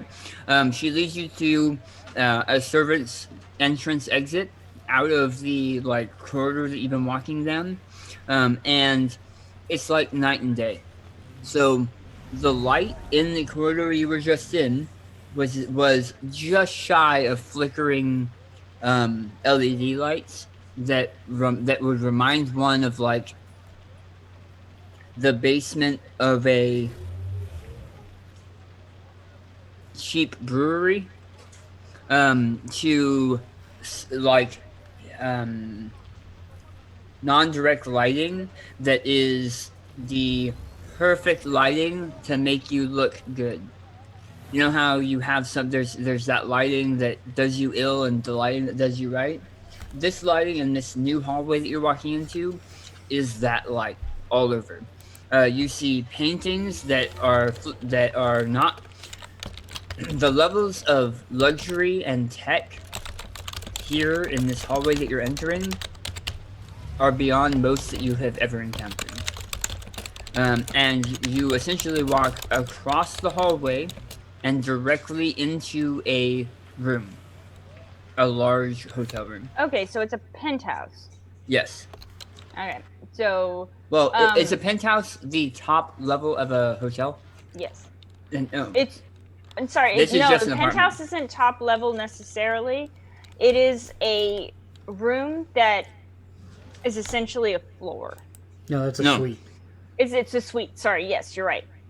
This is not a floor. I don't go to penthouses. This is not a floor. Okay, This but is it's just a hotel suite. room. It looks like a expensive hotel room, though. Like it's their next level.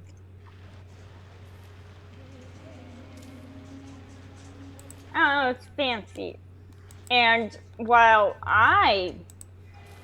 the player, have no idea how no one got this connection, no one is acting like this has happened before and that they know exactly what's going on. All right, so this is what you see.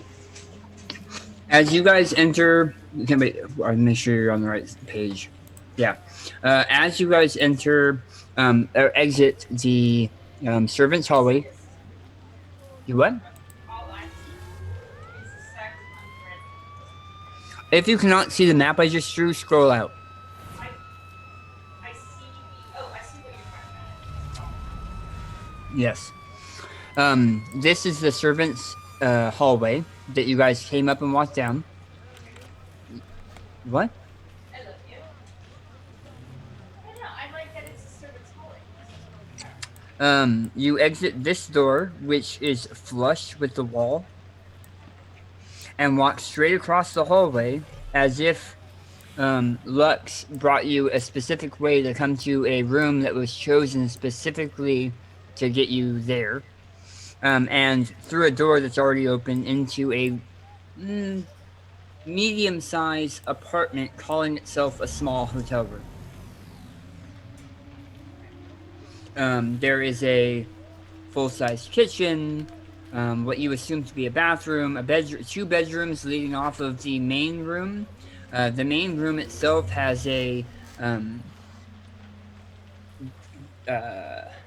large, like, very beautiful table with some kind of artwork sitting on the table, but it's a step down into the seating area, like you would see from the 70s. Okay. You know what I'm talking about? Yeah. Going out or not? Make up your mind. Okay. There is a man standing just off to the right as you guys enter. He is a man in his probably mid-40s, but he takes care of himself really well. He has a heavy tan and smile lines at the ring, smile lines and crow's feet. But he looks like he spends too much time on his yacht or boat.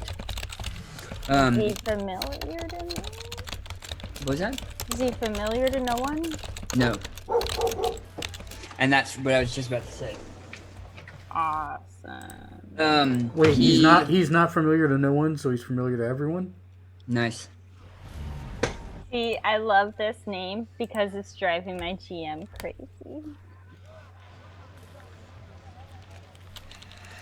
Okay, you guys all enter the room, and Lux closes the door behind you, and you can hear that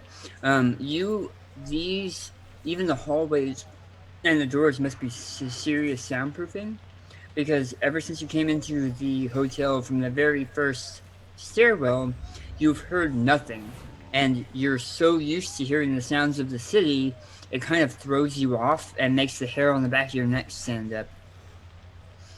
As the door shuts behind you, you get a feeling almost like your ears are gonna pop, and you realize that this room is hermetically sealed.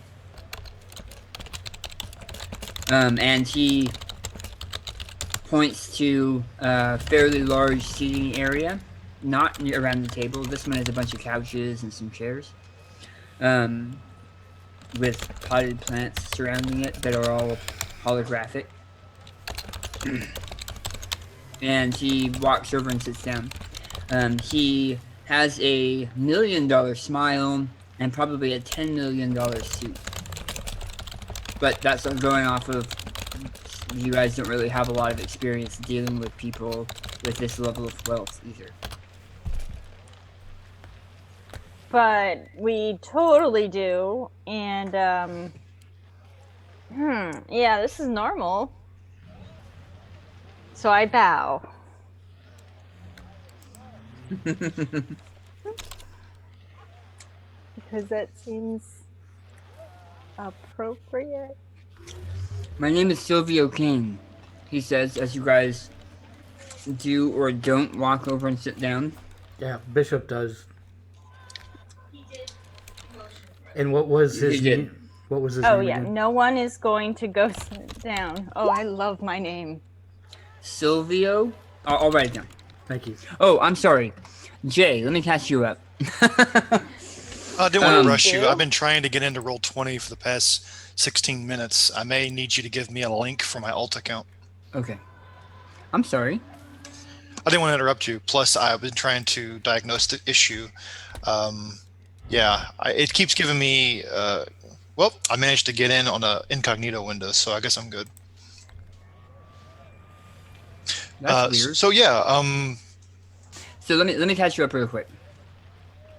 Okay, so the group spent no one hooked the group up with some food, including you, and a preem spot for watching the New Year's Eve fireworks show.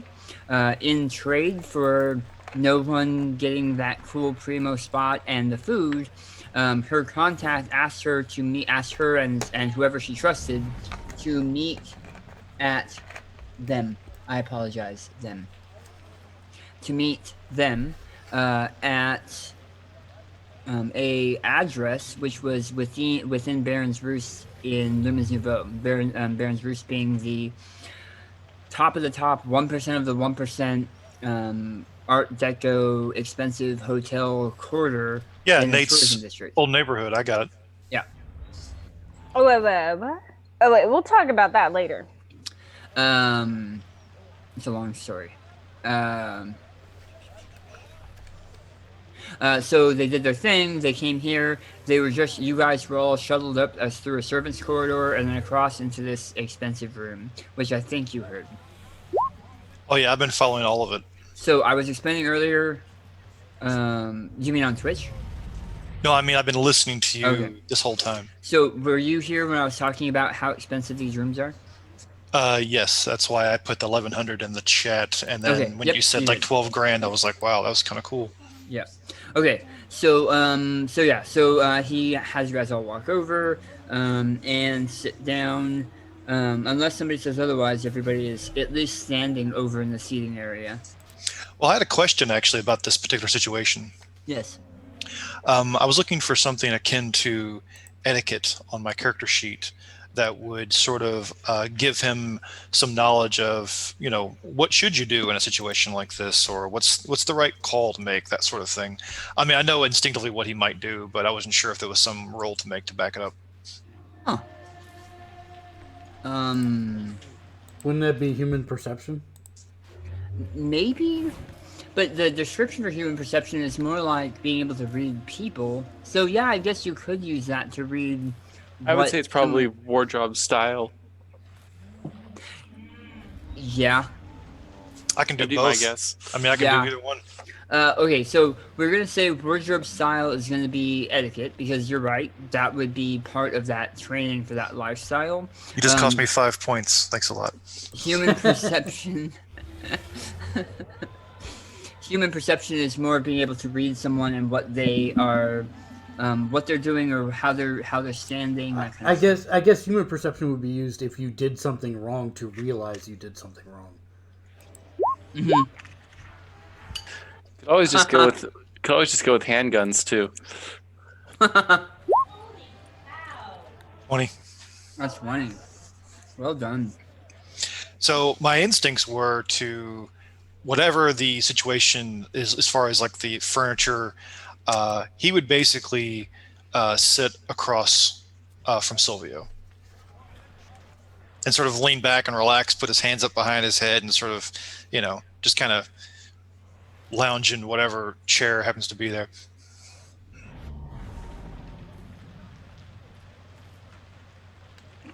If that's the wrong move, so be it. But that's what I was going to do.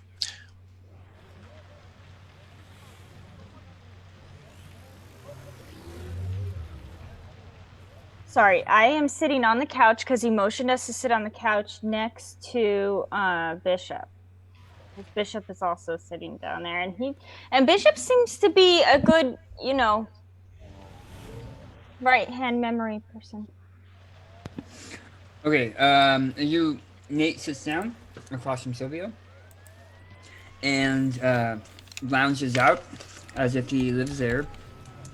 Silvio raises an eyebrow as Nate puts his feet up on the furniture. No, I'm just kidding. Silvio King. He says, "My name is Silvio King. You come very highly spoken of, no one." And you note that when he says this, he's looking at the whole group, not no one.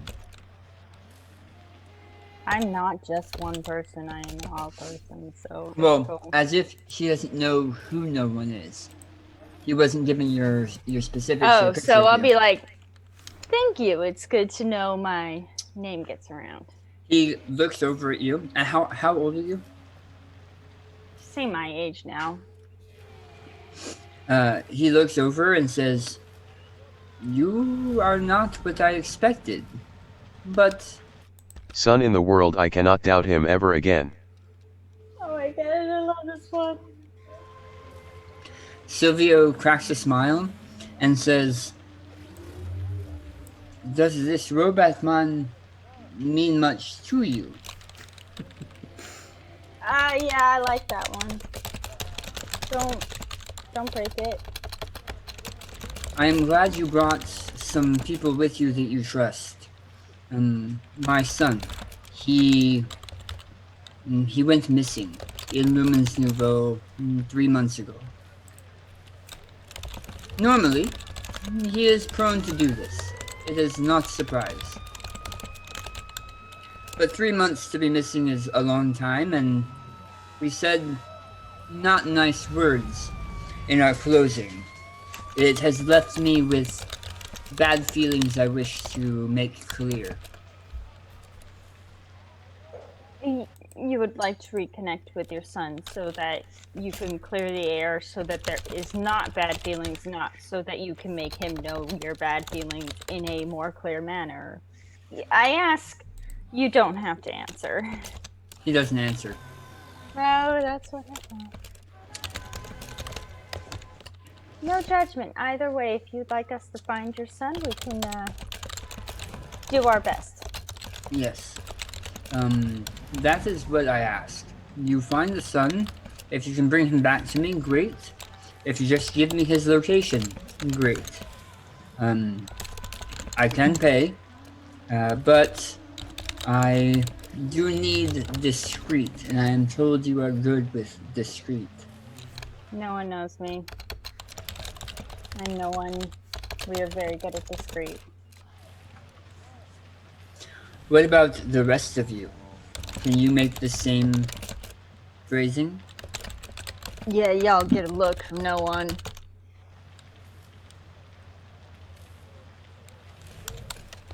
Should say the husband wife. Frenchie just nods. I can trust Frenchie. Sorry, I just thought it was an interesting turn of phrase, the passphrase. I'm curious why that. Also, what is your son's first name? Does he hang out with any people perhaps you don't like? I can be discreet.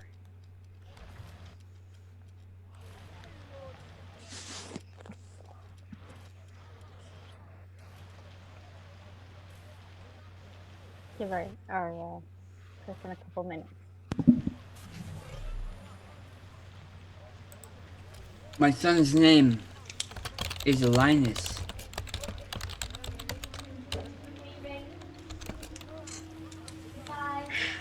I'm done.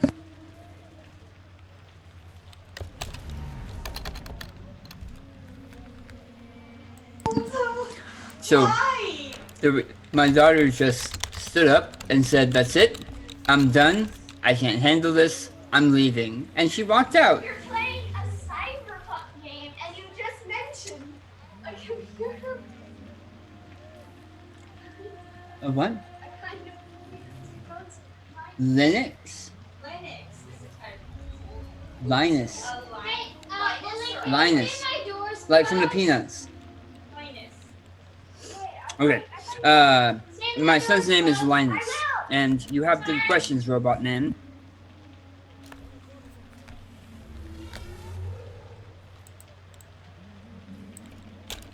We have many children in this home, and they like to yell at each other. Yay. My son's name is Linus, and he has some bad habits, and I fear that he fell into them.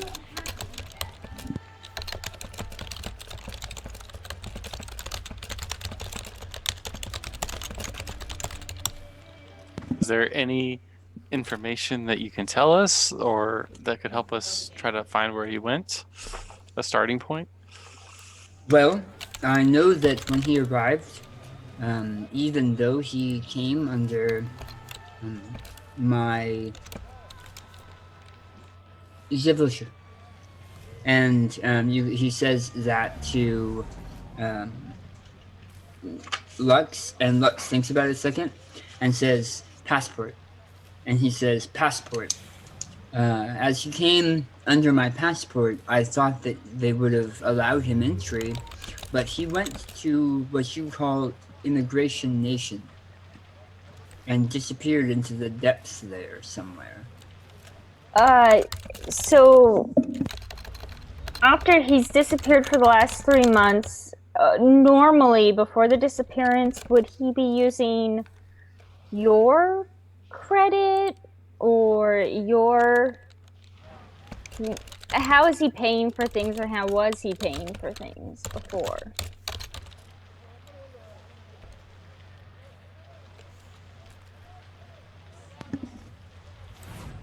He usually has a corpo card that he covers everything with. But my accounts for him say that he pulled about 10,000 euros out of his account into paper when he got here. People still accept paper money? Yeah. Another note, yes, especially in the downtrodden where they will take any form of money. Okay, so Hey, just out of game clarification, it is customary, like the night market, midnight market, those types of places are more likely to take cash paper money. So think of it like U.S. banking in the early 2000s. Okay, bank cards. I'm getting there. Bank cards were a thing, but usually the only people that had bank cards were the ones that had steady work. The people that didn't have steady work still went almost completely cash and paid for everything in cash and did everything in cash. And while they may have had a bank account, they still had to go to the bank to pull money out. Because if you can make money using just cash, then you don't have to pay taxes for it. Precisely, and especially in a situation like this, you may not just be paying taxes to the government, you may be paying taxes to a lot of people. So, Hector basically asks, or basically says, I've got two questions. One, do you have a preference? You said you didn't care if we told you where he was or brought him back. Does one pay better than the other? And also, it's been 3 months. If we don't find him alive, what do you want us to do? If you do not find him breathing, then bring him to me not breathing. This is no easy task. I understand that. And I have been instructed in the amounts that I am able to move here in this city without it being tracked. But I can offer a little in the way of trade as well. We only ask to know where to. You said Linus has particular bad habits? We only ask to know where to start making inquiries. How long has he been here in total? We know he's been missing for 3 months. A couple more questions. 1. You said Linus had a corpo card. What corporation? 2. What kind of pay are we looking for? The Silvio takes a small agent type device out of his pocket and tosses it onto the table in front of you guys, or in between all of you in the area, and you can see that it is a Continental Brands ID packet. So it has his picture and his chips and that kind of stuff. He said, my son was using something similar to this to pay for all of his everything. He came here about 3 months ago, and then we did not hear from him. So he's been missing for 3 months here in Lumens Nouvo. It would not surprise me if he found himself on the wrong end of some kind of weapon or violence.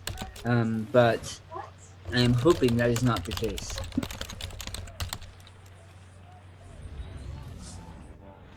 Okay, so just to make sure, you sent for him with your visa and your when he travels on a corporate passport. Okay, but has he been to Lumens Nouvo,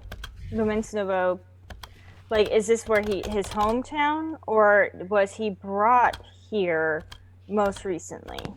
He came here. We are not from here. We are from back east at headquarters. That's what I had assumed. So he was unfamiliar with the area when he came and disappeared. I do not know how well he knows this area. As far as our records show, he had not been here, but as I was able to find as well, there's a lot of information on the different locations within this city. The area known as Immigration Nation is filled with a lot of what seems like violent and desperate people, many of whom have addictions and perversions beyond the normal. That being the case, that seems like a place he would go, as he tends to fall in with that crowd. Do you work directly for or above Olivia Forsyth?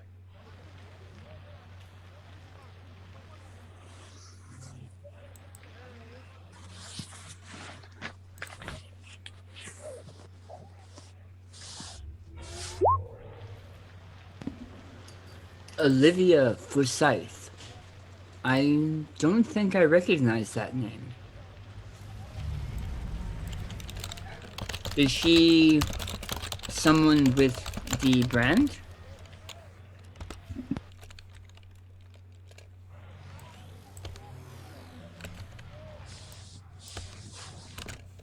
The face of Continental Brands.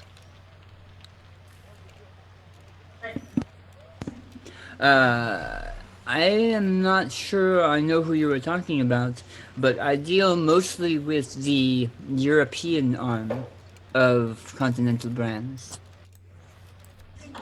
Do you have a photo or recording, something recent of your son? I was hoping for some kind of photo, contact packet, anything that we can use to help. DNA. He looks back at Lux, who was leaning up against the wall the same way she kind of was downstairs.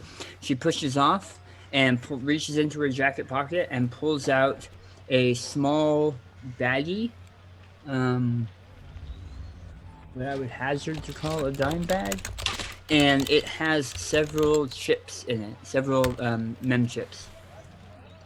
She says, I can't get you any DNA. She kind of looks at you funny, but says these contain the last records, the flight information, the bank he used to pull the eddies out of, and all of that, as much information as we could piece together. But does he have a room in this hotel room? No. And she turns back to Silvio, and Silvio says, no, I rented this room for other reasons. I was not expecting Linus to come to Lumens Nouvo, or I would have prepared a place for him ahead of time. He seemed to know why he was coming. I want to ask a question of the GM. Ask what question? Well, I had to step away for like a minute, but did we figure out the room we're in? Is there like family photos of Silvio or stuff like that we see around that we can kind of tell, what his son looks like? Or do we already have a picture of him? So the pictures are probably on the memships, but this room itself is like a very expensive hotel room. That's all. Okay, so it's not like he's been here a month and he's keeping all his personal effects around him. If you were to guess, he either came in today or has zero personal effects. It looks like nothing in this room has been touched. Gotcha. Thank you. Is there any way we can see where he was living at when he was around? Are you aware of where he was sleeping? All I know is that the last place he was, that we were able to get tabs on him, was in Immigration Nation, within the bounds of Immigration Nation. We didn't have any specifics. and I understand that's a fairly large district of the city. I'm hoping you will see something we didn't, as you are from here. So, We don't know enough about the puzzle to piece the pieces together. I'm assuming out of character that most people have some sort of identification card, and especially since he's international traveling. Yes, he was using corporate visas in order to be able to do so, but he has to have an identification. If we can have this identification card and information sent to us so that we can use it, it would be appreciated. I will see what I can do. But just to make sure we are all same page. We live East Coast. We deal with overseas, but my son has not traveled overseas. But Sorry, the accent you said was Eastern So, Europe, and I thought he hasn't. Both of them have Eastern European accents. But he works back east, and his job is for Continental Brands overseas. Kind of. I'm gonna go on mute real quick.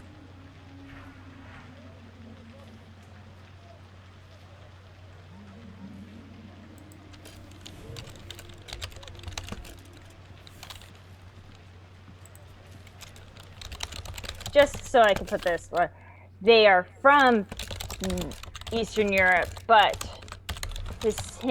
he has been here long enough that his son was not raised there. So when he travels, it's still within the United States. Correct. Okay, so there's not a passport there, but there is an ID. There has to be a form of ID, which is what he's going to try to get for you.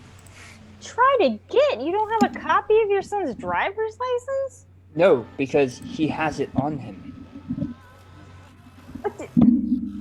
Social security number? That's not a thing. Not anymore. Okay, there has to be some sort of tracking. How do we get our kibble? I am willing to forego my share of any monies of this mission and help in exchange for a favor later from you personally, Silavo, should we be successful, and in turn, you know one. I have an issue with Continental Brands of America that I could later use some assistance with. I will have to talk about this with you at a different time. I'm not sure, while my son is very important to me, that I would want to put myself beholden to someone who has already admitted not liking the company I work for. That puts me in a dangerous and awkward position. You could owe me the favor instead.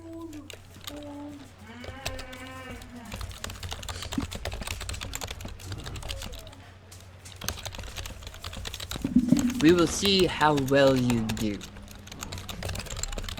And I will also need to look into who you are. To see if this is something that I can afford to put on my background. My resume, if you will.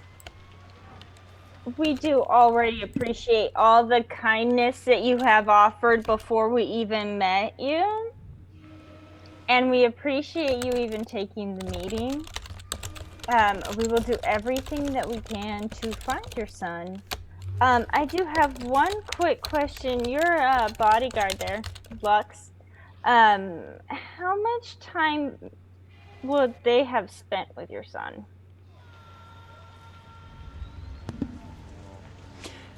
Sylvia raises an eyebrow and turns back and nods, as if it was something that he's giving her permission to talk about. And she moves forward and says, until he slipped away from his detail, I was in charge of protecting the boy. I say boy. He is a man, and he is a very slick man. Do we know the age of this man, Linus? He's 25.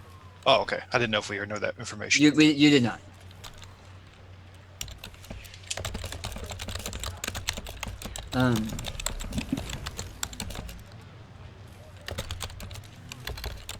So I just want to make sure, out of character, I kind of understand the situation here too. Is that so? This family lives on the east coast of the United States, works for Continental Brand, part of working with Eastern European clients. Their son came to Lumens Nouvo 3 months ago and has been missing ever since. So this guy, Silvio Kane, has just arrived to find somebody to help find his son. Does that line up with what you guys are tracking? Yeah, this Silvio guy heard about No One and used No One's tendency to pay back favors very well to pay it forward. And now we need to find their son, who is apparently knee-deep in debauchery down in M Nation, because that's what we do down there. Do we know if he's got a addiction or any other hobbies, like specific hobbies? So, okay, this is out of character chatter. I don't think Daddy Warbucks is going to know all that much about his son, and we might want to ask the bodyguard. That's what I was thinking. Nicely, please, because she can kill us all, like, with a wink. I have a OOC question as well. Like her. Do we know for sure if Linus arrived the way the father thinks he did? Like, basically, we think that Linus got here via some flight, right? So he never said flight. He just said traveled in. Okay, so it could have been by parachute. We have no idea. It could have been underground. Could have been over a boat. Could have walked here. Okay, fair enough. Yeah. It could also be on the chips that they've handed you guys. Oh, that sounds good too. Yeah, the fancy tech stuff that we have people for, and I point to Bishop and the way I'm gonna end up Hector. running this, because it's gonna be the easiest way for everyone. Everyone, as far as I know, has an agent, which is essentially like a simplified smartphone. All of the agents have a memchip reader that reads most file types. There are specific things that need to be read inside the net. In order for that to happen, usually somebody on the net has to have a memchip in, like, they can do in their cyberware in their brain. If they're going to copy something off from the net, they need a chip in their head to do it. To copy it into that. You can't, there's not a way for you to transfer something from NetSpace into your agent unless you're going through your agent to use the NetSpace. It's kind of complicated and circular, but if somebody hands you a memchip, it's like a USB drive and you can plug it into your agent in most cases. So one last question. Yeah. Well, this one's for the bodyguard. I ask her if, since she's watched him the most recently, is she aware of any habits or issues that could have caused him to run into, like, I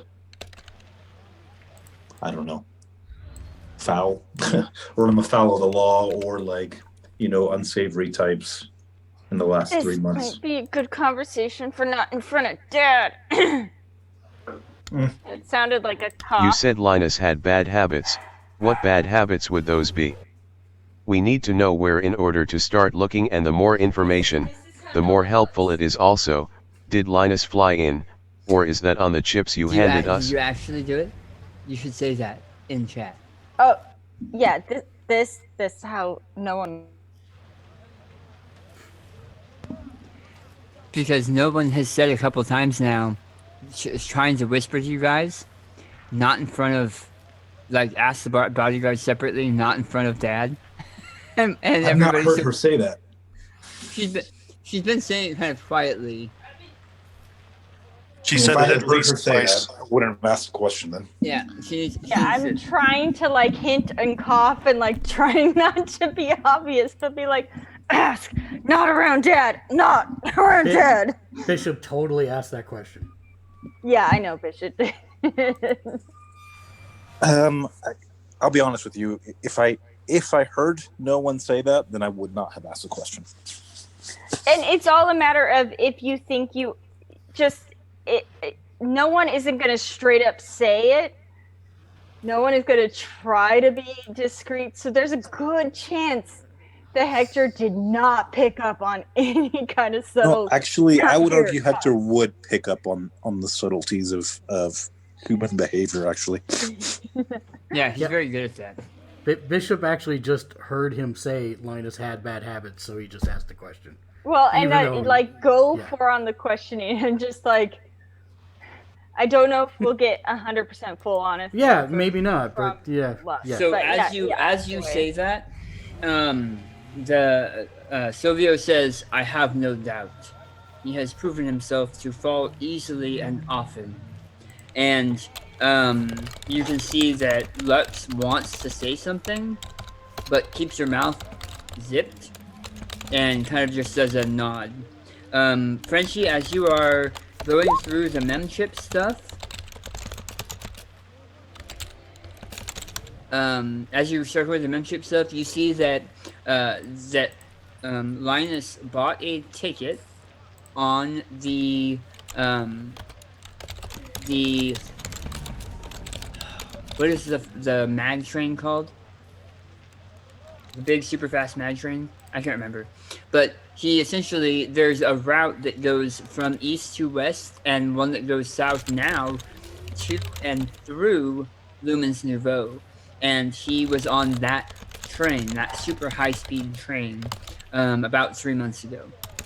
It being January 1st now, it was October, about October 3rd.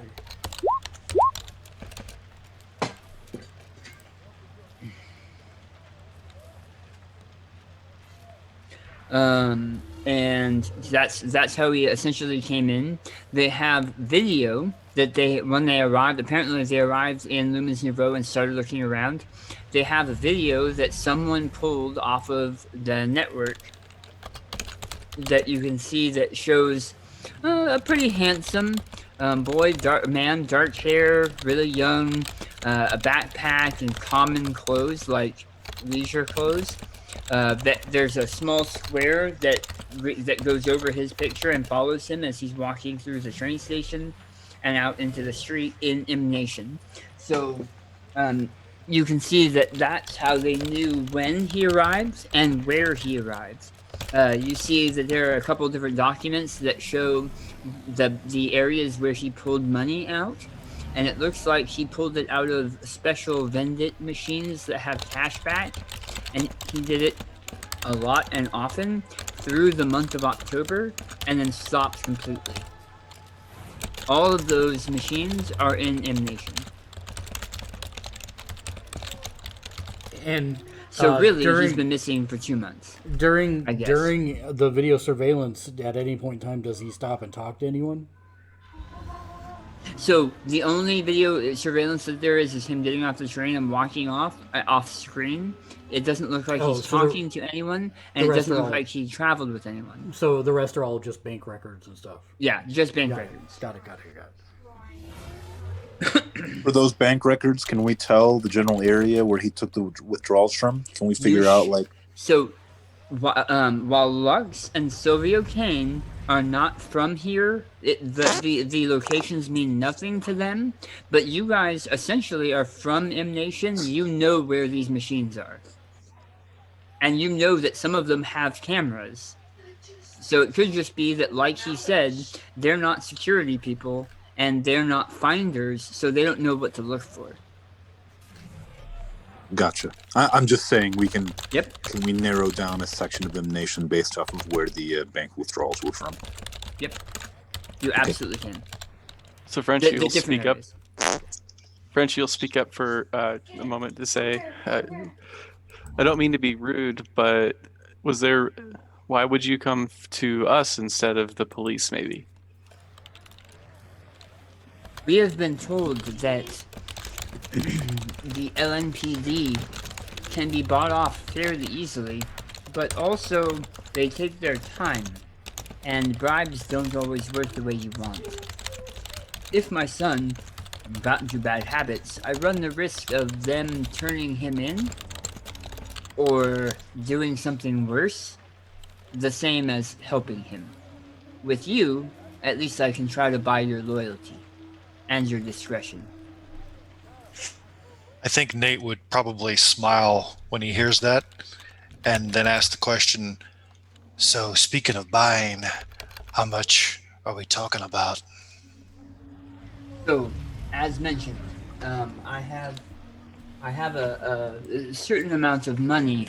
I have the amount of money that I was told I could drop here without it being tracked, as well as some commodities and items for trade. I can give you each. One second.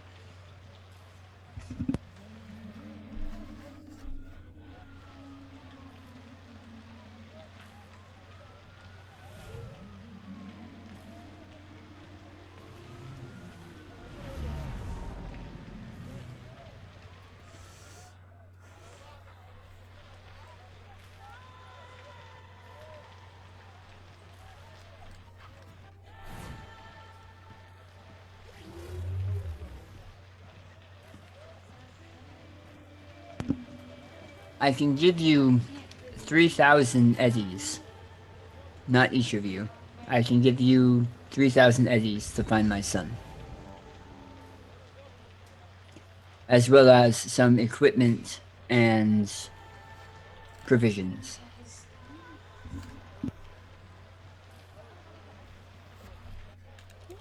Sounds fair. 3,000 between the 5 of us, along with just an understanding of how helpful we can be, and maybe passing that word around.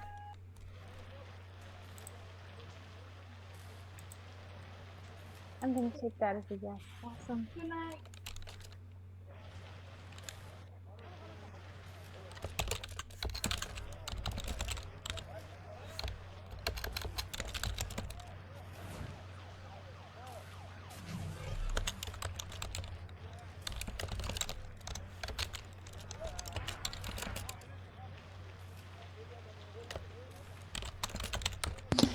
Did you guys hear me? Because nobody is saying anything. Not No. in several seconds. No. Right, I've been on mute, but I mentioned an amount, and then no one said their piece, and then no one else said anything else. Well, I was sending a whisper to no one, hoping for something.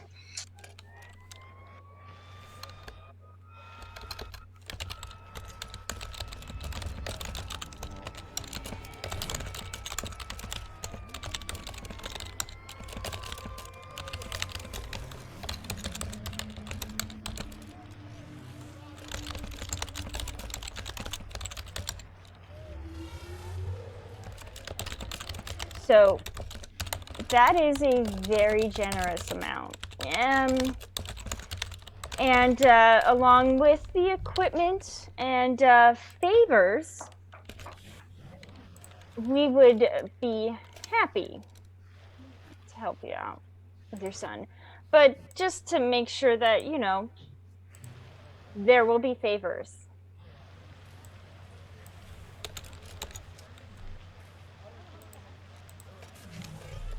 I cannot promise much in my position, but I suppose favors seem to be the way you guys run. It is very strange. I will help Gratis, Silvio and no one. I've given my word on this. If we are unsuccessful, then there is nothing owed. If we are successful, I'd like a farther conversation. That sounds perfectly fair to me. Conversations aren't very expensive.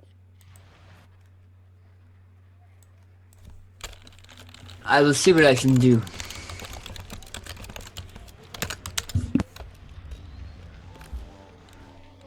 We're we're gonna take a minute break because I damaged our GM. I'll be right back.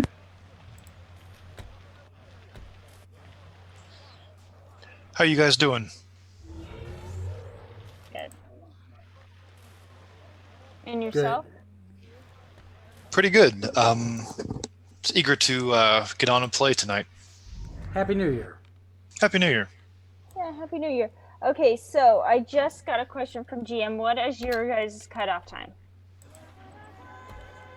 I do not have one. Yeah, Mark, because you don't go to sleep at night. I don't have one either. Ooh. I don't have one either. Well, I'm not an asshole, so I don't have one either, I guess. Oh no, that doesn't make you an asshole. You have a You're time pressured. limit. Everyone has. I've already been outvoted, though I do want to ask a question. Naomi, I sent you a whisper in Roll20. Do you get those? Yes, I did, and I realized that's what it was, and I was talking to Daniel on the side about how that was. I can technically negotiate for more money, but my character and myself want favors. Fair enough. And I was discussing that with Anthony because I thought, well, if we have persuasion or bribery or other things, it almost seems like, why wouldn't we try? See, and that's the thing. We're going to talk like, yeah, we know what we're doing. We got this. We're cool. We negotiate as we go, because once we have more information, once we have maybe something that proves that the sun is alive, even if we don't have the sun, there are ways to, I don't know, negotiate for some help if we're in a bind, or negotiate for a little bit extra money because he is trouble, or something like that. Yeah, because I'm assuming there's $3,000 for the group. Yeah, it is. It's $3,000 for the group, which is not a lot of money split between everybody. So right. Well, remember you split it one less way. Okay. Hold on. So yeah, but it's 3,000 split between 5. No, it's 4. It's still $700, which is almost enough. 4 people. Oh, 4. Yeah, he declined on the money in exchange for a favor or the conversation. Okay, so that 3,000 between the 4 of us could almost pay rent for a month. Yeah, so 3,500 for the 4 of us. Pretend I said 3,500. I did my math wrong. Okay, so 3,500. And that is nearly rent for each of you, which includes food, right? Which is a lot, huh? Rent is food too. No. That's monthly expenses. 1,100 is your rent and lifestyle and food. Yeah, so that's what I was saying. It's 700 for one job is quite a good amount. Yeah, yeah, that's a good amount of money. That's especially if you're planning on talking to them about doing more. Yeah, so favors can give us future jobs, and he obviously has the money to spend. And how much would you say? Not even the being able to arrange us to get onto a rooftop, which I'm pretty sure we could have called to find, but the amount, how much do you think that the 7 meals that they shipped to us before we even came here would have cost? That's a decent amount. So maybe what, even if he doesn't have that much, he can pay in cash direct, which is still a good amount of money. He doesn't have that money right now to pay in cash. They can send it in other things.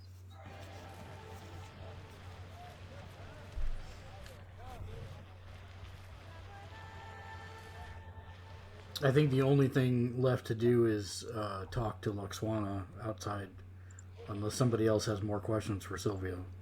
I am in violent agreement. Before you get violent, actually, one last question would be, did Silvio give his contact information to no one?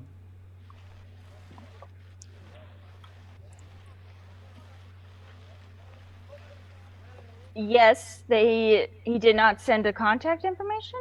No. Silvio did not give you guys his contact information, and Silvio probably wouldn't. Yeah, at most, you might get Lux's. Okay.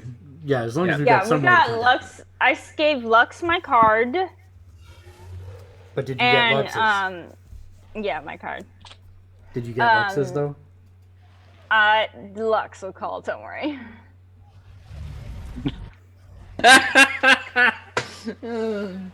I love that. Nice. Okay, so if there are no more questions, Sylvia says, thank you again for coming and for your understanding. I will expect Lux to give me updates as it occurs.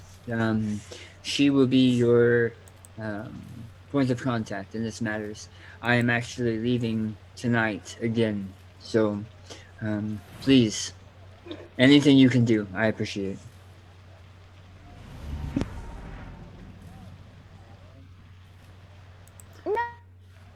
I will stand up and bow because no one did it. And he'll point to the door and Lux, and he'll say, "Oh yes, I forgot." And he'll go back to the kitchen area, and he will bring out a small bowl, and in the bowl are apples.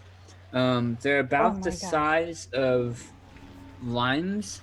So the limes right now, so they're about this Yeah, big. but give me the market price of an apple. Yeah, and he brings them out, and you can see there are 10 apples in this bowl, which are more apples than most of you have seen in your life. Are they apples or vapples? They are vapples. They're vapples. Okay. Yeah, but that's still better than I've No, seen. no, I yeah, probably haven't yeah, seen yeah, fresh food. yep. What is the market price for a apple, though? I love that we're all calling them vapples now. Probably, I like it. It sets Yeah. it apart from being a different fruit. I would say in the right markets, you could probably sell it for 200 if it was fresh and not bruised. Okay, so that's 2 each, right? Yes. So, with a huge smile on my face, no one is going to take their 2. Thank you, and wrap them in something soft so as to not to bruise them because this is money. Okay. Bishop will take his 2, and he will put one in his camping pack, and the other one he will actually put and start eating underneath his mask. There's a crunching sound from beneath the mask. Frenchie will just pocket them. Yep. He'll pocket one and start eating the second one. Hector will pocket both. So here's how most of this is going to be. I'm counting on you guys to keep track of stuff, honestly. I am gonna sell my orange zest too. You're gonna try to sell your orange zest. To Silvio? I don't think that's going to work. No, I'm not selling that to Silvio. We're going to the night market or midnight market, and I am selling orange zest because it would look like orange zest in a baggie. It's not my And market. Vapples. It's not my market. Nice. All right. So if you have 2 apples or 1 apple or whatever, just keep track of it. He walks you out, and Lux walks behind you and indicates back to the servants' exit, and you guys exit back downstairs fairly quickly, and you're back in the parking lot. You realize now just how bad this area smells. Because you were inside where the air was essentially pumped in and scented, probably. Sanitized, and now you're back out in the real world.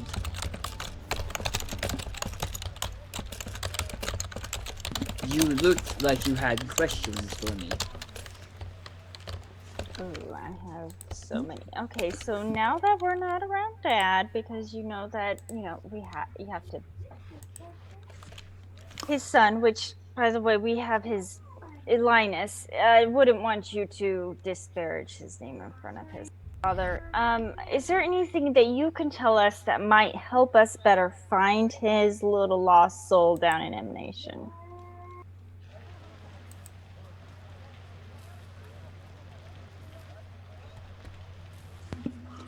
He loves joy dolls. And what is it? Sorry, I'm looking for the list. I don't know where it went.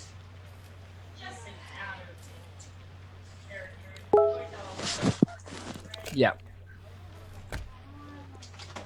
That's what I thought. I'm trying to find the drug list, Anthony. It's in the trauma team section. Let me find it. Page 227. Thank you. I love how he just talks about drugs and immediately thinks of Anthony. Anthony is my, in most cases, Anthony is my my book person. So, Makes sense. can you tell Nate that you see all of his PMs to on Twitch? Really? No. Oh no, the one. So just so you know,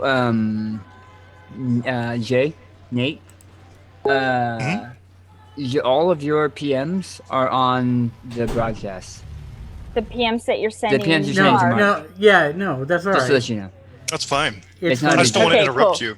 I Yeah, just you're wanted good. to make sure that they knew even the personal messages, like Anyone those show that up whispers on me the will Twitch show feed up. because it's Mark's screen sharing. Oh yeah, that's fine.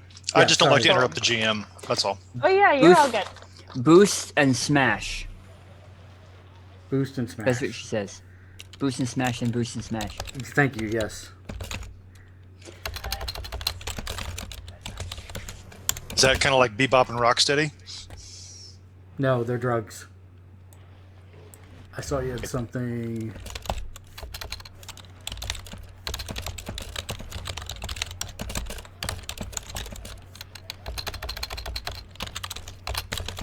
These are all not expensive habits, but habits that would put him in with very bad crowds.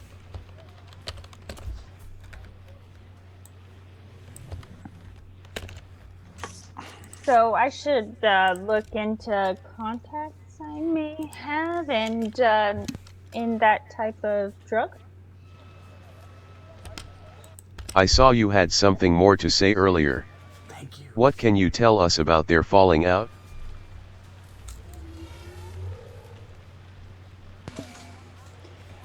There are some things that went missing, items from the main house, and Silvio believes that Linus took them. I don't believe that he did. Why would he need to?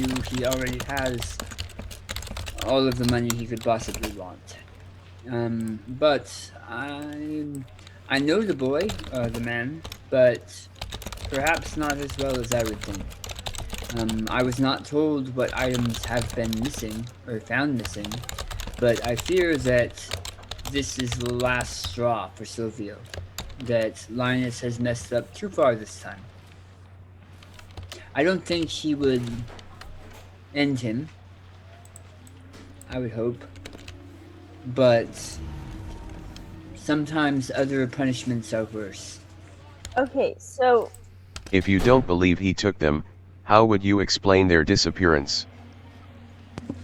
It's a big house, the one back east, and there are lots of people that work there, and not many of them are as happy with their lot in life. okay, so this is a hypothetical, and I just want to make sure I'm covering all bases.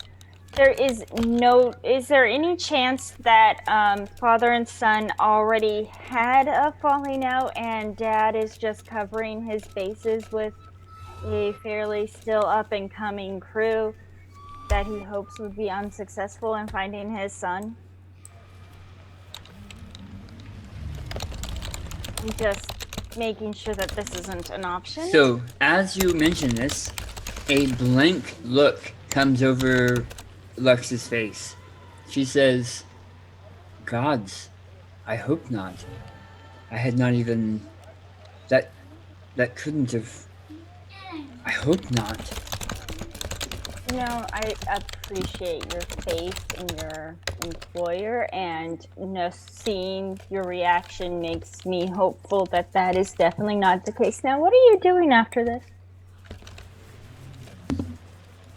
I am probably going back upstairs to help Silvio pack. Mr. King pack. Oh, so he's going out of town for a while? He said so. He is flying back to the East Coast tonight. You're going with them? No, I'm... Looks from no one to the rest of the group, and then back to no one, and says, He said I was your contact here. Yeah. Sorry, I'm just making sure you're staying here. So, are you working all night? Is what I mean. Like, do you ever get any time off? And then it dawns on her what you're talking about, and she says, "Yes, some, but probably not until after Linus is found." It's a deal. Please do not judge us for asking, but were you by chance intimate with Linus? No. Please and say you would see he said her that eyes, right after. Her eyes go super wide and kind of shocked that you would even ask, and she says, No. I am not his type, and he is not mine. He is far too impulsive. And as you said earlier, I would break him in half. Nice. Yeah, I like it. But what would be his type? It embarrasses me to say, but those that fight back. That is actually very helpful. I am going to put that in my note. It is why he has grown accustomed to joy dolls or dolls. They are able to fight back with little consequence and with consent.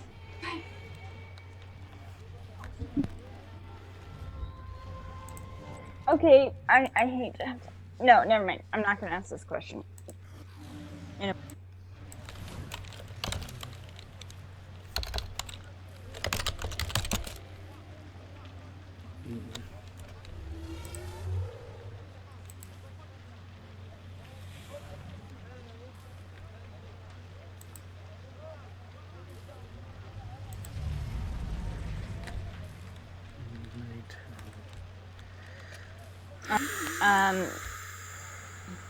Thank you so much. I gave you my card. I'd really like to, I don't know, maybe grab a drink after all this trouble's over. Hopefully we'll find Linus in mostly one piece. I think that sounds good. Nate, Hector, do you have any more questions? Say, nice mohawk. She smiles broadly, those sharp metal canines standing out, and kind of fluffs up at the hair of her mohawk and says, "Thank you." No more questions, I think. This is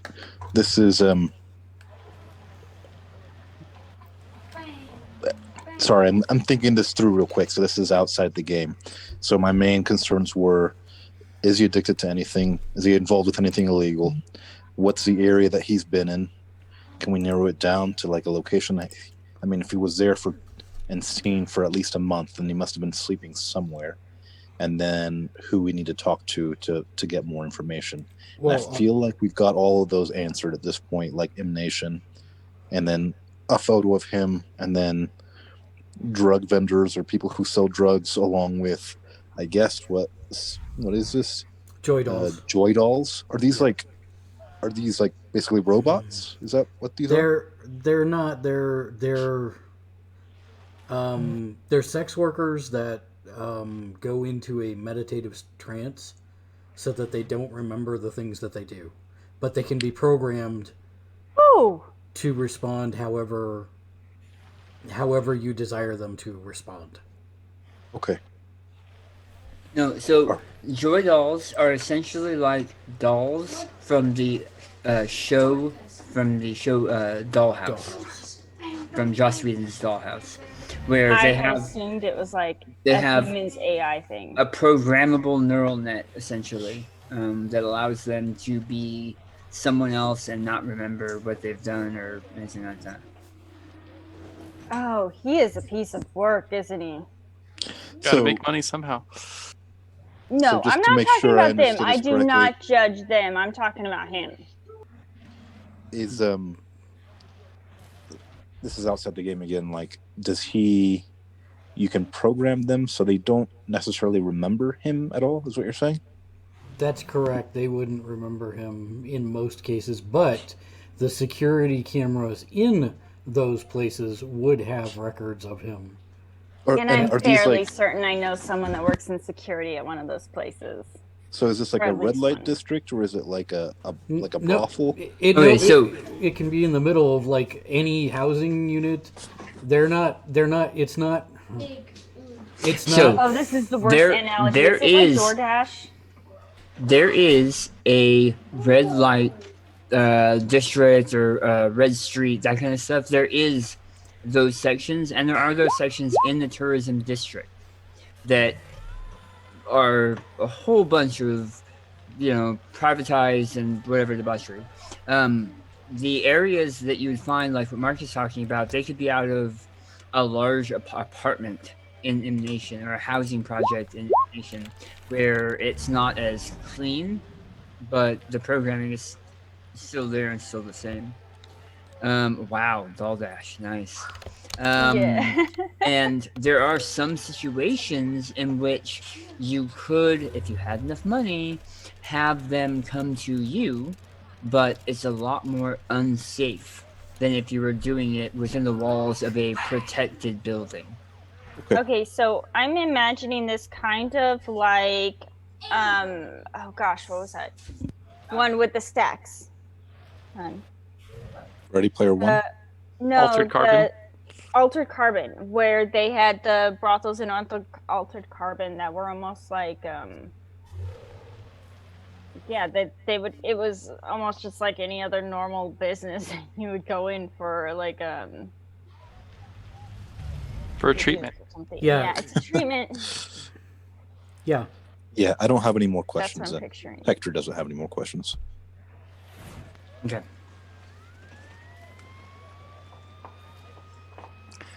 And there might be a record of him with the manager if he overly abused a doll or something along those lines.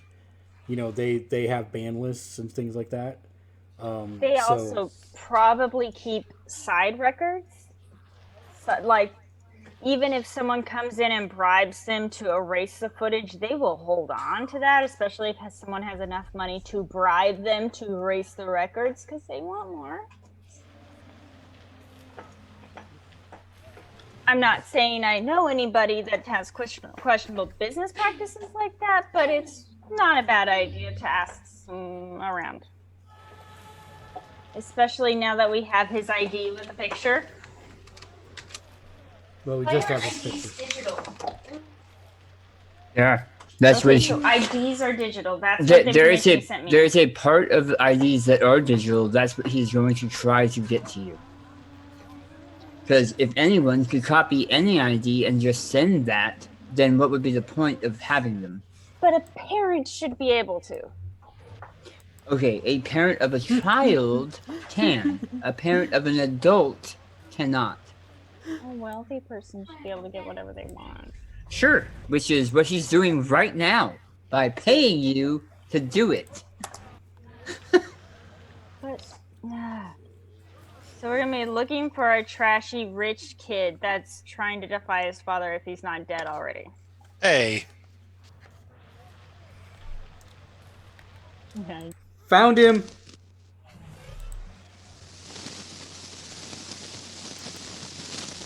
Anytime I'm talking, that's out of character. So there you go. Yeah, this is out of character, dog. And I'm getting used to Naomi pushing a button, so I'm just pushing random buttons on my keyboard to talk. He's always pushing your buttons. Frenchie will turn to Lux before we head out and ask her if she has any ideas or recommendations of where a good starting place might be. You know Immigration Nation better than either of us do. I would say follow the vend it machines. Follow the cashiers that were able to give him the funds to feed his habits. Right, we know M Nation, but you know him, and so we're just trying to figure out how to put those two together. But we could definitely follow the Vendits. Before we leave the presence of Lux, I had a question. During the many questions that were posed to this mohawked person, would Nate be able to discern motive when it comes to detecting a lie or something being hidden, maybe through human perception or otherwise, where during the wincing about sexual relations or the surprise when it comes to somebody involved in the family or those types of things, is there any indication at all that this person is pulling one over on us? Go ahead and roll human perception. Roger that.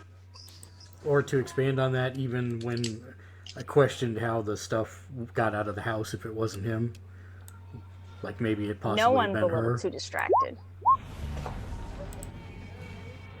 20. This is just throughout the course of the conversation. Yeah, as far as you can tell, it doesn't seem like Lux is a good liar.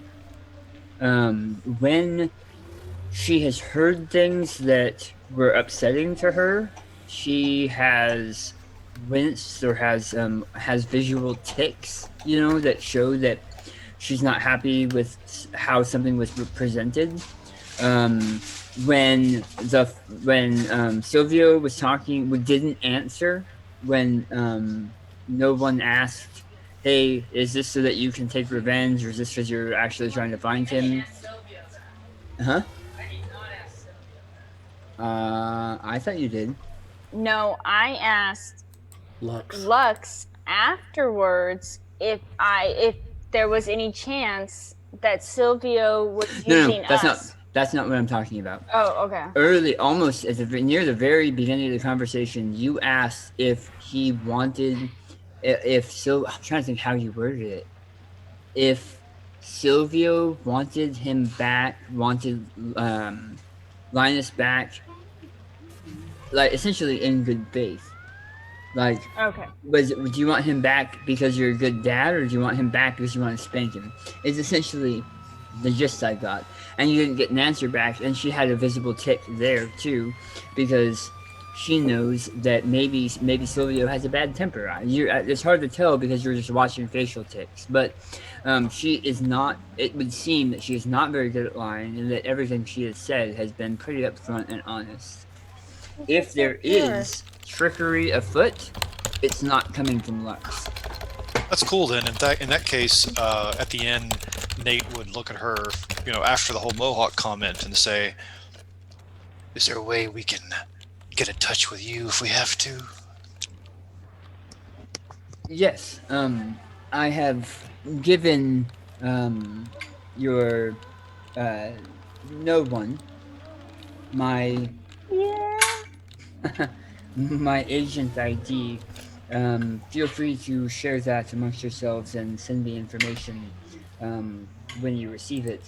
I will be keeping a close eye on this, and I will be trying to run down some of my own clues for some things.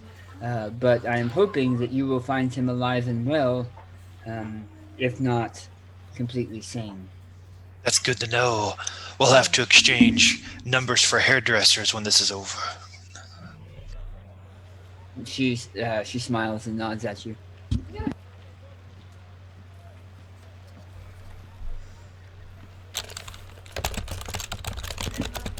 Yeah, I know. She nods and says, I'm going to go and help him pack. Wait. And then, yes. I have one more thing.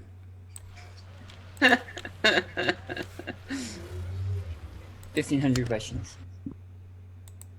I still want to know why that passcode. Silvio That has passcode was because gods wanted to mess with no one. Silvio has a strange sense of humor. He was hoping it would embarrass the one of you named No One so that he would be able to know which one was No One from the beginning. It did not work out that way. And as a matter of fact, as he was watching on security cameras, he thought you were No One. Lux looks over at Bishop. Because you were the one with the passcode at the front of the building, or the front of the security. With the shifting face, I wonder why I hang out with this one. Other than, it'd be cool and have a... If that is all. Okay. Malcolm! Yeah, what's up? Frenchie has nothing further. Did you not eat anything while you were out? And Lux will turn around, clap her hands together loudly, and start walking back in the building. Mark, you look very two-faced right now. I think he's talking to his partner. No. Gotcha. Yeah.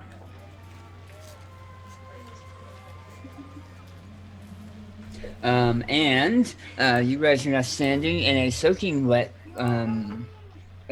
parking lot with a handful of small vehicles, and the rain has stopped, but there are large, heavy puddles everywhere, and the air is fairly humid, if not starting to chill quickly.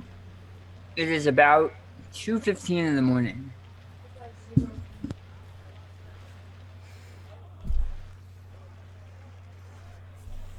Start heading back to my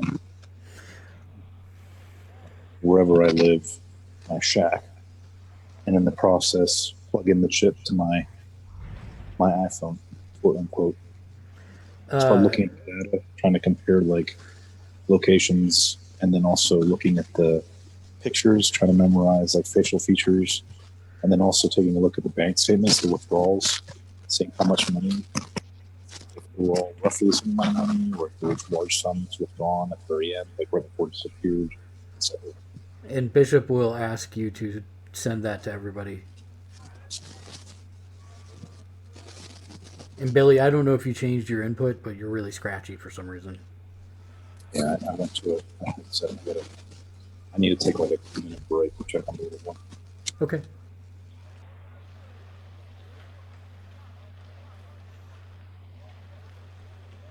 Can we take a quick break? Sounds like it's break time. All right, 2-minute break. Yes, I will say though, while Naomi did ask if other people have bedtime, it's my birthday and I have a bedtime. You do? What's your bedtime? What's your bedtime? Old man. Not super late. So hold on a second. Wait, your bedtime's not super late? He's an old man. Maybe an hour max. Really? From now. From now. It's your birthday, you know that, right? Really? You know you don't have to work tomorrow. I would like you, Mark, to think for a little bit about maybe why my bedtime would be an hour from now. Oh, I think we know. They're going to a movie, of course. Oh, drive-in movies are the best. All right, we're going on a 2-minute break. We'll be right back.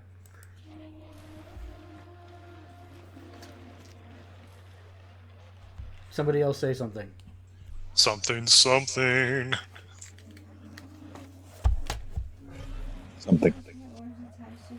Hey, Billy, you're sounding a little bit better now. I'll try to keep the mic close to my mouth then. It sounded before that you were like across the hall in the bathroom covered in socks, but now it's like you're back in your room again. I was in the sock room for a little bit. You asked some very insightful questions. You actually covered a couple things I was going to ask. Well, hopefully between all of us we get all the questions. Yeah, that's true.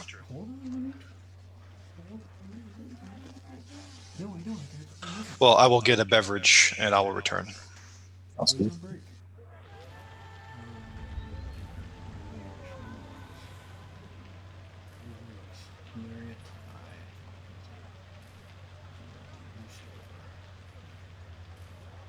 Open Saturday at 11 a.m.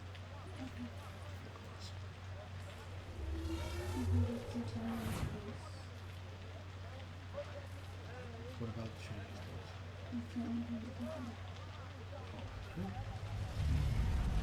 For Thai.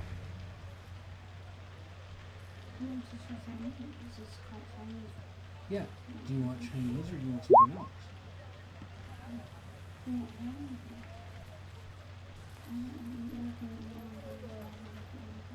Okay, so you want Chinese. Oh my goodness, you're not helping me. I'm trying to ask you. It's probably not the only thing that's open, but you've got to give me something else to go on. There's no Thai that's open.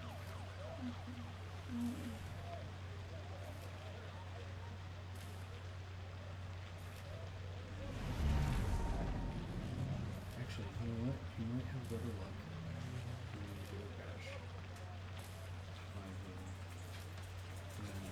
I haven't checked that 12 times in the time to drive it. Oh, yeah.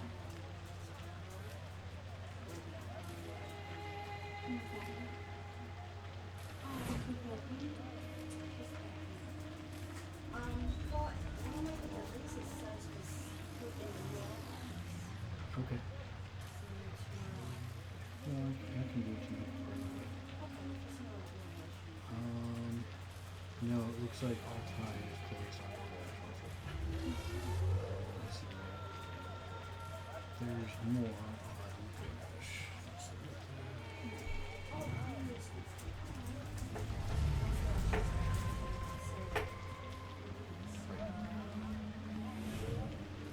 Whenever I have problems with the greens with DoorDash,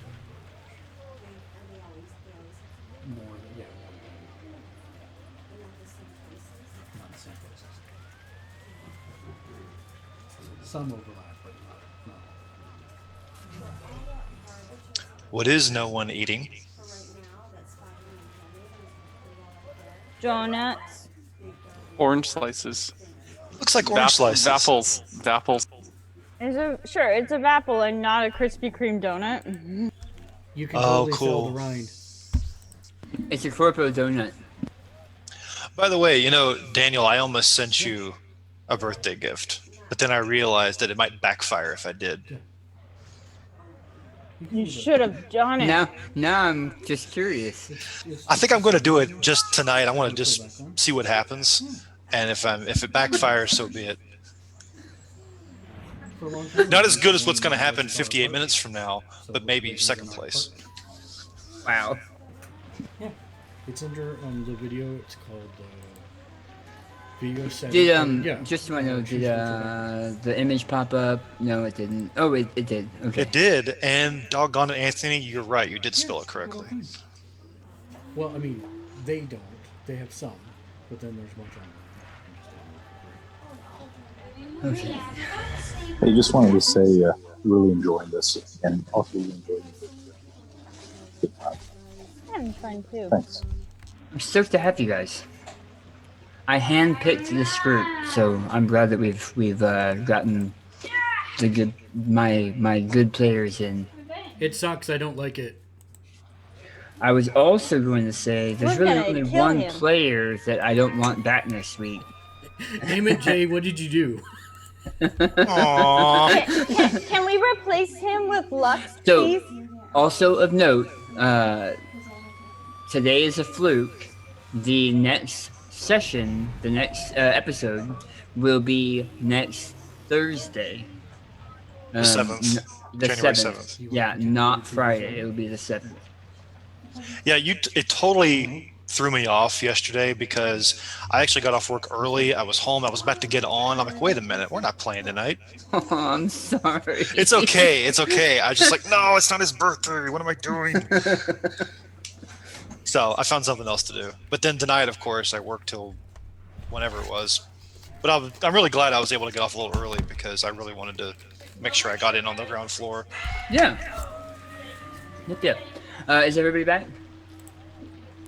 Yes. I'm back. Okay. And I heard Billy, so Billy's back, right? Yes. Okay. All right. So I shared an image. This is the image that you guys pull up. Those of you that insert the chip into your agent, this is the image that you get from the documentation on the chips. Oh my god, we gotta find Daniel. I hadn't thought about that. That's mean. Linus Kane this is the image that you get from Linus Kane. This is the guy you saw walking through the train station.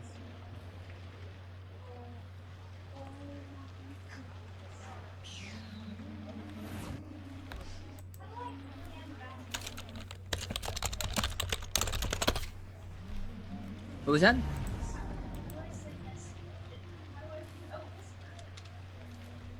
/W space name. Space, whatever you want to say. Space. Just use the first letter of the name, and then you can tab to finish it. That's true. I hadn't thought about that. Good call. Also, it looks like my avatar isn't coming up on the chat log for some reason. It's just a big box. Right. That's because I have them turned off. No, I mean on my screen it doesn't come up properly either. But maybe it's because I had trouble getting in. I'll see if I can fix that later. So just because you have them turned off doesn't mean they won't show up for him. Because all of mine are turned off too. Yeah, I meant on the stream if that's where he was looking. Oh, on the stream. Oh. Right. All right, so you can go ahead and close that image on your screen, Mark. Unless you want to keep it up, it doesn't matter. And you guys start making your way back across the tourism district. I don't know if you wanted to sleep or what you guys wanted to do, but I need actions. I have a question, technical question. When we use luck, does it come back, a point at a time or something? Because I assume mine got refreshed and everybody else did, but how does that operate anyway? Beginning of each session. All of it comes back or only some? All of it. Okay, cool. Yep. So sleeping doesn't really do anything in terms of regaining resources? No. I'm assuming just health. Just health, really, yeah. And I mean, even that isn't super, really, because you still heal super, super slowly. But it's, you will start suffering penalties for exhaustion, essentially. Okay, that makes sense. But other than that, no. And are we, since I wasn't here in the very beginning, are we like, we're still in, would we go like a mile away from where we live or 10 miles or did we travel very far? Yes, you actually traveled pretty far. Most of us have, or should have, the map of Lumens Nouvo up. And you guys are currently in Baron's Square, or Baron's Roost.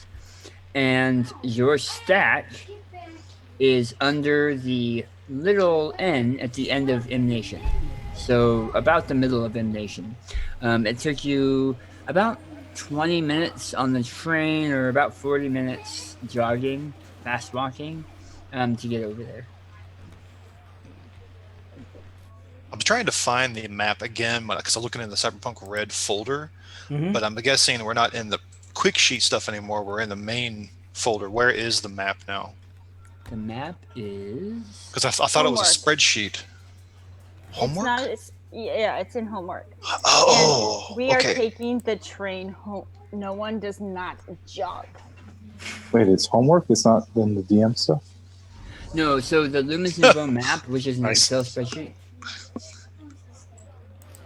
is in homework and themes. That's why it's in there. Yeah. So Frenchie's going to take this image of Linus Kane and send it out to some of the contacts he has in the various hospitals throughout M Nation to see if anybody has seen him come through one of those hospitals in the last month. Pretty sneaky, sis. I had not considered that. And I will actually send it to my media contact and ask the same. See if she's had this person come up on any of her stories or rap sheets. This is an easy enough text to send while we are on the train heading back to M Nation. As long as we're talking about contacts, actually, I have somebody I can send it to as well.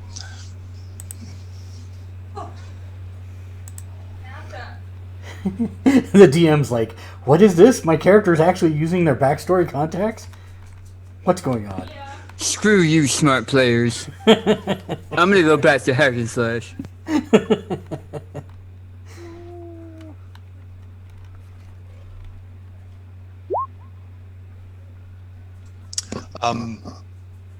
Yeah, this may be a kind of a long shot, but I put a contact name for basically somebody in the mob, just in case there's any kind of mafia connection whatsoever. And if there's not, great, we can at least, kind of cross that off the list of possibilities. And that was also the other one for me too, is reaching out to my secret mob partner to put some feelers out. Know if this guy knocked over any joy dolls. Yeah, that's even better, because then we'll be doubly sure either way. Yep. I pushed a button and then talked to you, Nate, but you're not listening to me because I'm muted. How dare you? Oh no! Are these the two that you have named here? Are they on your list? Your contact list? So I have 4 contacts in addition to someone called Dibbler the Meatsmith. I don't know where that came from. But that was the one shot. That was the guy that was doing the meat. I named him. Can the sausage. I keep that? Can that be my contact? Wait, do I get to keep the Meatsmith? Yeah. Both of you can. I don't care. You guys met him in the one shot. Oh, okay. Yeah, the yeehaw. Okay, yeah. So no, Tibbler the Meatsmith wasn't the AI cowboy. Tibbler the Meatsmith was. Go ahead. Yeah. In that session we were in. Yes, in that session, yes. Okay. Yeah. So aside from Nate's coworker, who I didn't think counted towards my contacts or whatever, I actually had 3 people, because I thought for sure you said name 3 because that's what I wrote in my notes. That's fine. So I made up Freight Train Betty, Big Shine McGinnis, and Pierre Devereaux. Yeah, that's good. I can send you a bunch of info on it later. Yeah, I'm not really limiting you guys. If it makes sense, then it makes sense. I don't want you guys breaking the system because you're making a contact that you already have for everything. But if it makes sense, absolutely. Okay, so here's the funny part, right? The way I was deciding it is I was going to roll for the contacts you guys are throwing up. If your contact heard of them, it was going to be a 9 or a 10. Midnight always wins. Apparently all of you always wins. Mm-hmm. Okay, so starting off with Anthony, because Anthony started. As you are sending... Well, okay, so this is going to take some time, but the 5 contacts you guys mentioned may or may not have information, but probably do. So what are the rest of you doing while not Onyx, Bishop, Frenchie, and Nate are sending out info to contacts? What is? I'm looking up I'm looking for known suppliers of Boost and Smash, and I'm guessing I roll Streetwise for that? Yes, please. Okay, gotcha. Did you say gnome suppliers? Yes. my Yes, partner. they supply. They can't be any They taller than take 3 lawn feet. Gnomes, like old-fashioned lawn gnomes from the way back when, and they crush them into a fine powder, and you snort it, and you feel like you're back in the 1950s. Listen, man, I would not be surprised with this type of stuff that they do in this game.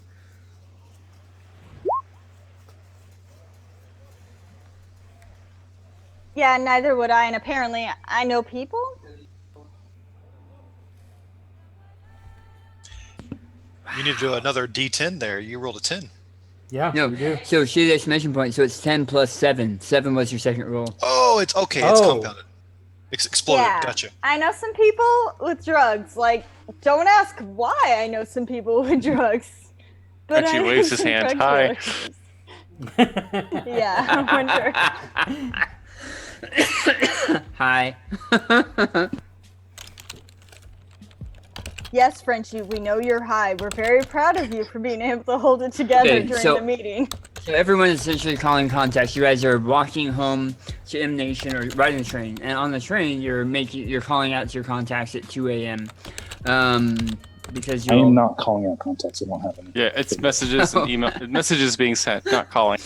Everybody else is like emailing and sending texts, and I'm Billy's looking at like the actual data "Oh, on the file that we got. So looking at I wish I 24, had like- friends. Hector's like Where, Ralph Wiggums.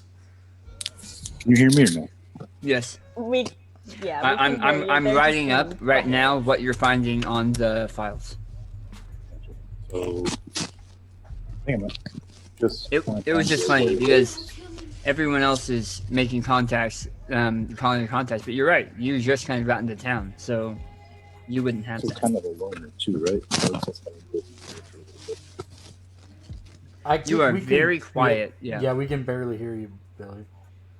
Hector probably knows like a 7-Eleven clerk or something. Probably. Those are me. Maybe a that's joy doll. serious. Funny. Can you hear No. me better or no? A bum on the Yes. street, a 7-Eleven Yes. clerk. Yes. They can be very useful. Well, And yes, he- I can hear you. He now knows the guy from the The hacking X-Men guy. store. Yeah. Dirty Sal. Yeah, your best friend. Friends for at least, what, 2-3 hours? I'm going to get tattoos next week. Number 4. But you better practice your double-handed gut slap. That's right. Not there yet. Not just yet. Haven't given up hope. Haven't given up hope. Yeah. So basically, locations, patterns for like ATM withdrawals, and then also the like quantity of money, and then trying to figure out like where he would live based off of the money. The idea would be to get in there if I can hack into an ATM to actually get like some video or any kind of trace of him taking money out of the ATM, and then also finally to actually be able to get into wherever he was living, so I can actually like kind of create, like, you know, We know when and where the money was taken out. Like, there's a statement that says it, so that should not be that hard to be able to get video of him withdrawing to make sure it was him in the first place. right. Probably just I'm have to go to most the vending interested- machine itself. Yeah, I'm most interested in his very last withdrawal. That would be the one that I'm most curious about. So, because there isn't really internet as it stands, you wouldn't be able to like hack in and get that information from where you are now. But it's good to make a list of things that you want to attempt, Right. because that is my next question. Most of the information on the chips is relatively personal information about Linus, but most of it is for him as a much younger man. So he could be a very different person now. And none of it details his addiction. None of it details his kinks or anything. But it talks about like him, what he learned in corpo school, and the job he was supposed to be applying for that didn't, and that kind of stuff. You also see the video of him exiting the train and leaving the platform. You see a list of 9 Vendit withdrawals from different Vendits in area. If you look on the Lumens Nouvo map, in South M Nation, there's all 9 of the Vendits were located within like maybe a 14 block area along the waterfront of Larry Bay. All of you know that there are a handful of dollhouses within M Nation, and there's at least one down that direction. Unless you say otherwise, none of you have frequented such an establishment, but you've heard that there's one down that direction. At least one. You don't have to be a customer of the establishment to know the people in the area, know people that True, but work M Nation there. is a very large area. I know, but I can imagine antibiotics are quite frequently appreciated by the people in that kind of business. You're not wrong. Are there any expensive like places to rent relatively close to those areas? Like, what would be the fanciest place you could find in the nation? That's close by where he was taking withdrawals from. So most of the area where you guys live are stacks, right? Various shipping containers or trailers or whatever, they're stacks. As you go further south and further south, especially in the Yankee District and that area down south, you get into places that are actually old houses. That area was one of the few that didn't sink under the water and have to be dredged back up. So there are old run-down buildings and warehouses and actual housing complexes and stuff that are in completely crap state, but they are down there. Is that closer to the bayou, or is that closer to the docks, or closer to the Yankee District, or closer to the Central Business District? So where do the houses kind of start?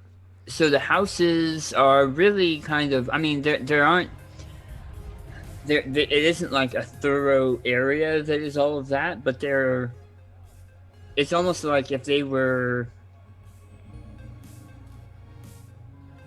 if I threw a hand of sand at Larry Bay and some of the sand splashed up onto M Nation, it would be the area along the waterfront would have more of the original buildings, and then as the sand spread out towards the upper parts of M Nation, those sprinkles and individual grains of sand would be further and further apart.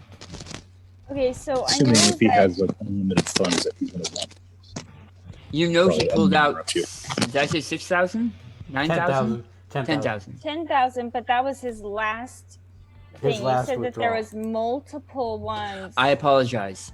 He withdrew 9 times. The total was 10,000.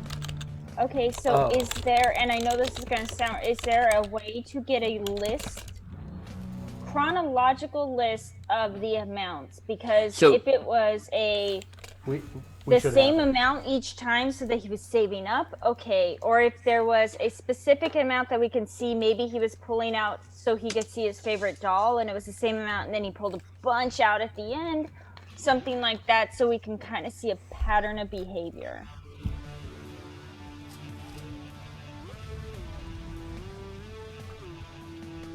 Or do I have to roll? Okay, no. So as mentioned, on those trips, there is a record of all of his withdrawals. So it has the location of the vending machines, and it has the amounts. Up until the Billy's last working on that, right? What? Billy's the one looking specifically at those. Hector is looking specific. Hector has the ship right now, yes. And Hector would note that there are 9 incidents that happened over the last 3 months. Each of them was for 1,000 eddies, except for the last one, which was 2,000 eddies.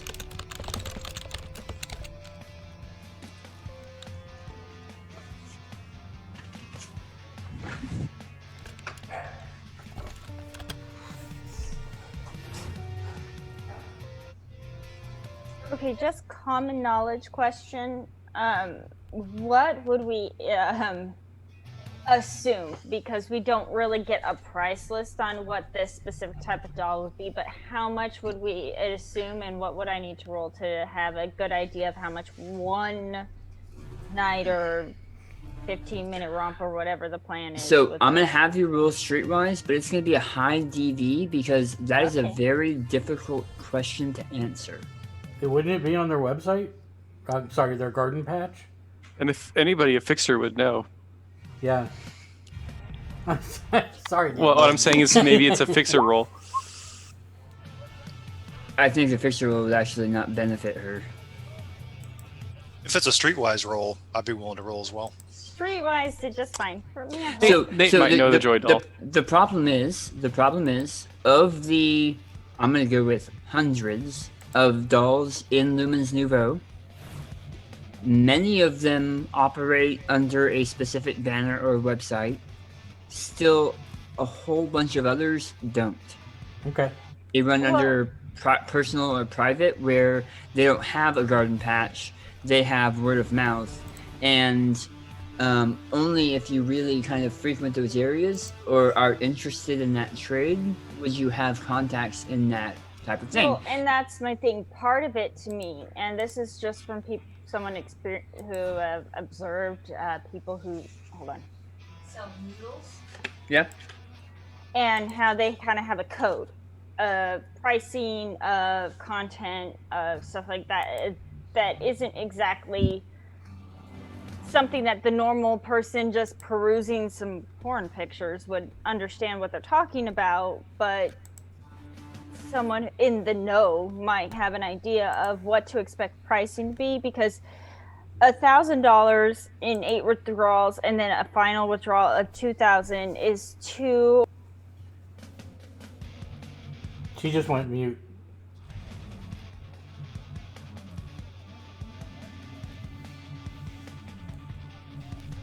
So okay, so There you go.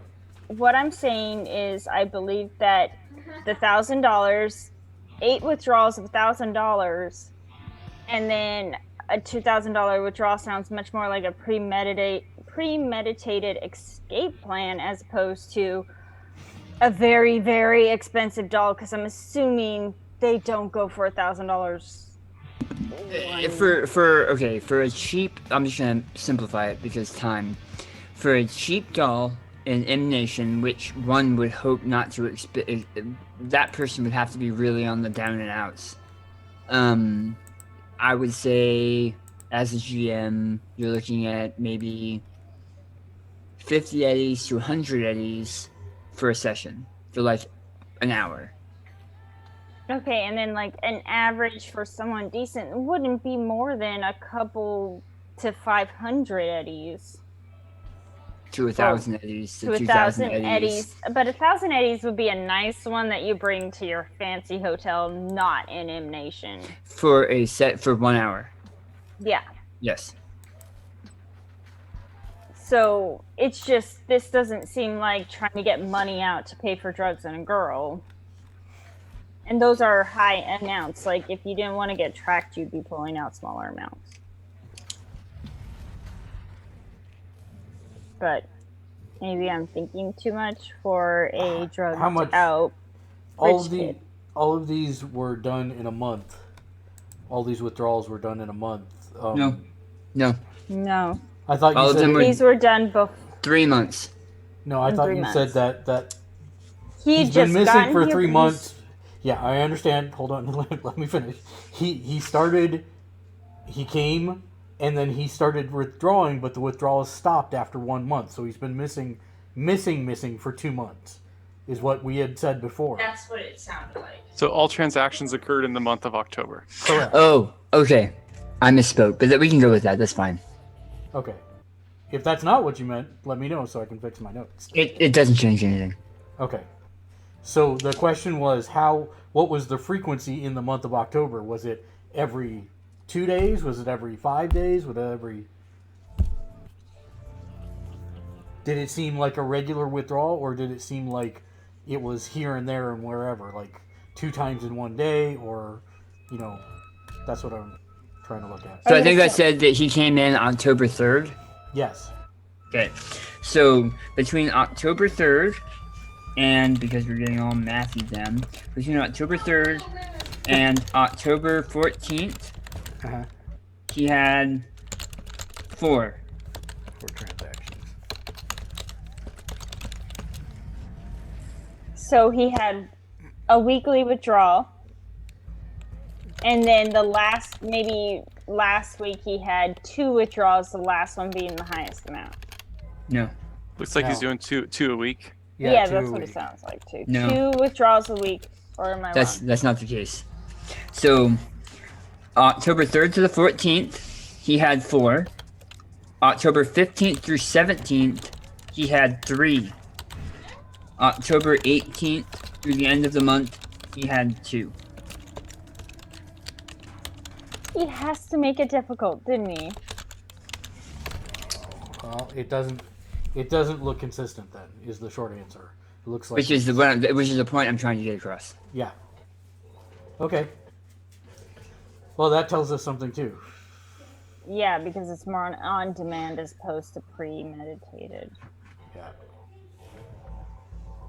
Oh, are we really looking for a drugged up rich kid who is knee deep in sex workers? Welcome to Cyberpunk. Yay. All right, let's talk contacts. You were all messaging out to your contacts? Yes. Okay, so I'm thinking this may be a really good time to stop for the night. I don't think you're And- gonna. And you guys head back to wherever you're heading or whatever, and I actually write up what your contacts report back, and we do that. Okay, This is so going to be the biggest problem that we try when we're trying to keep it to a lifelike schedule once a week. Is there a way that we can make a play-by-post for this? So that's I'd like what's to do going to that. happen because we're playing by schedule.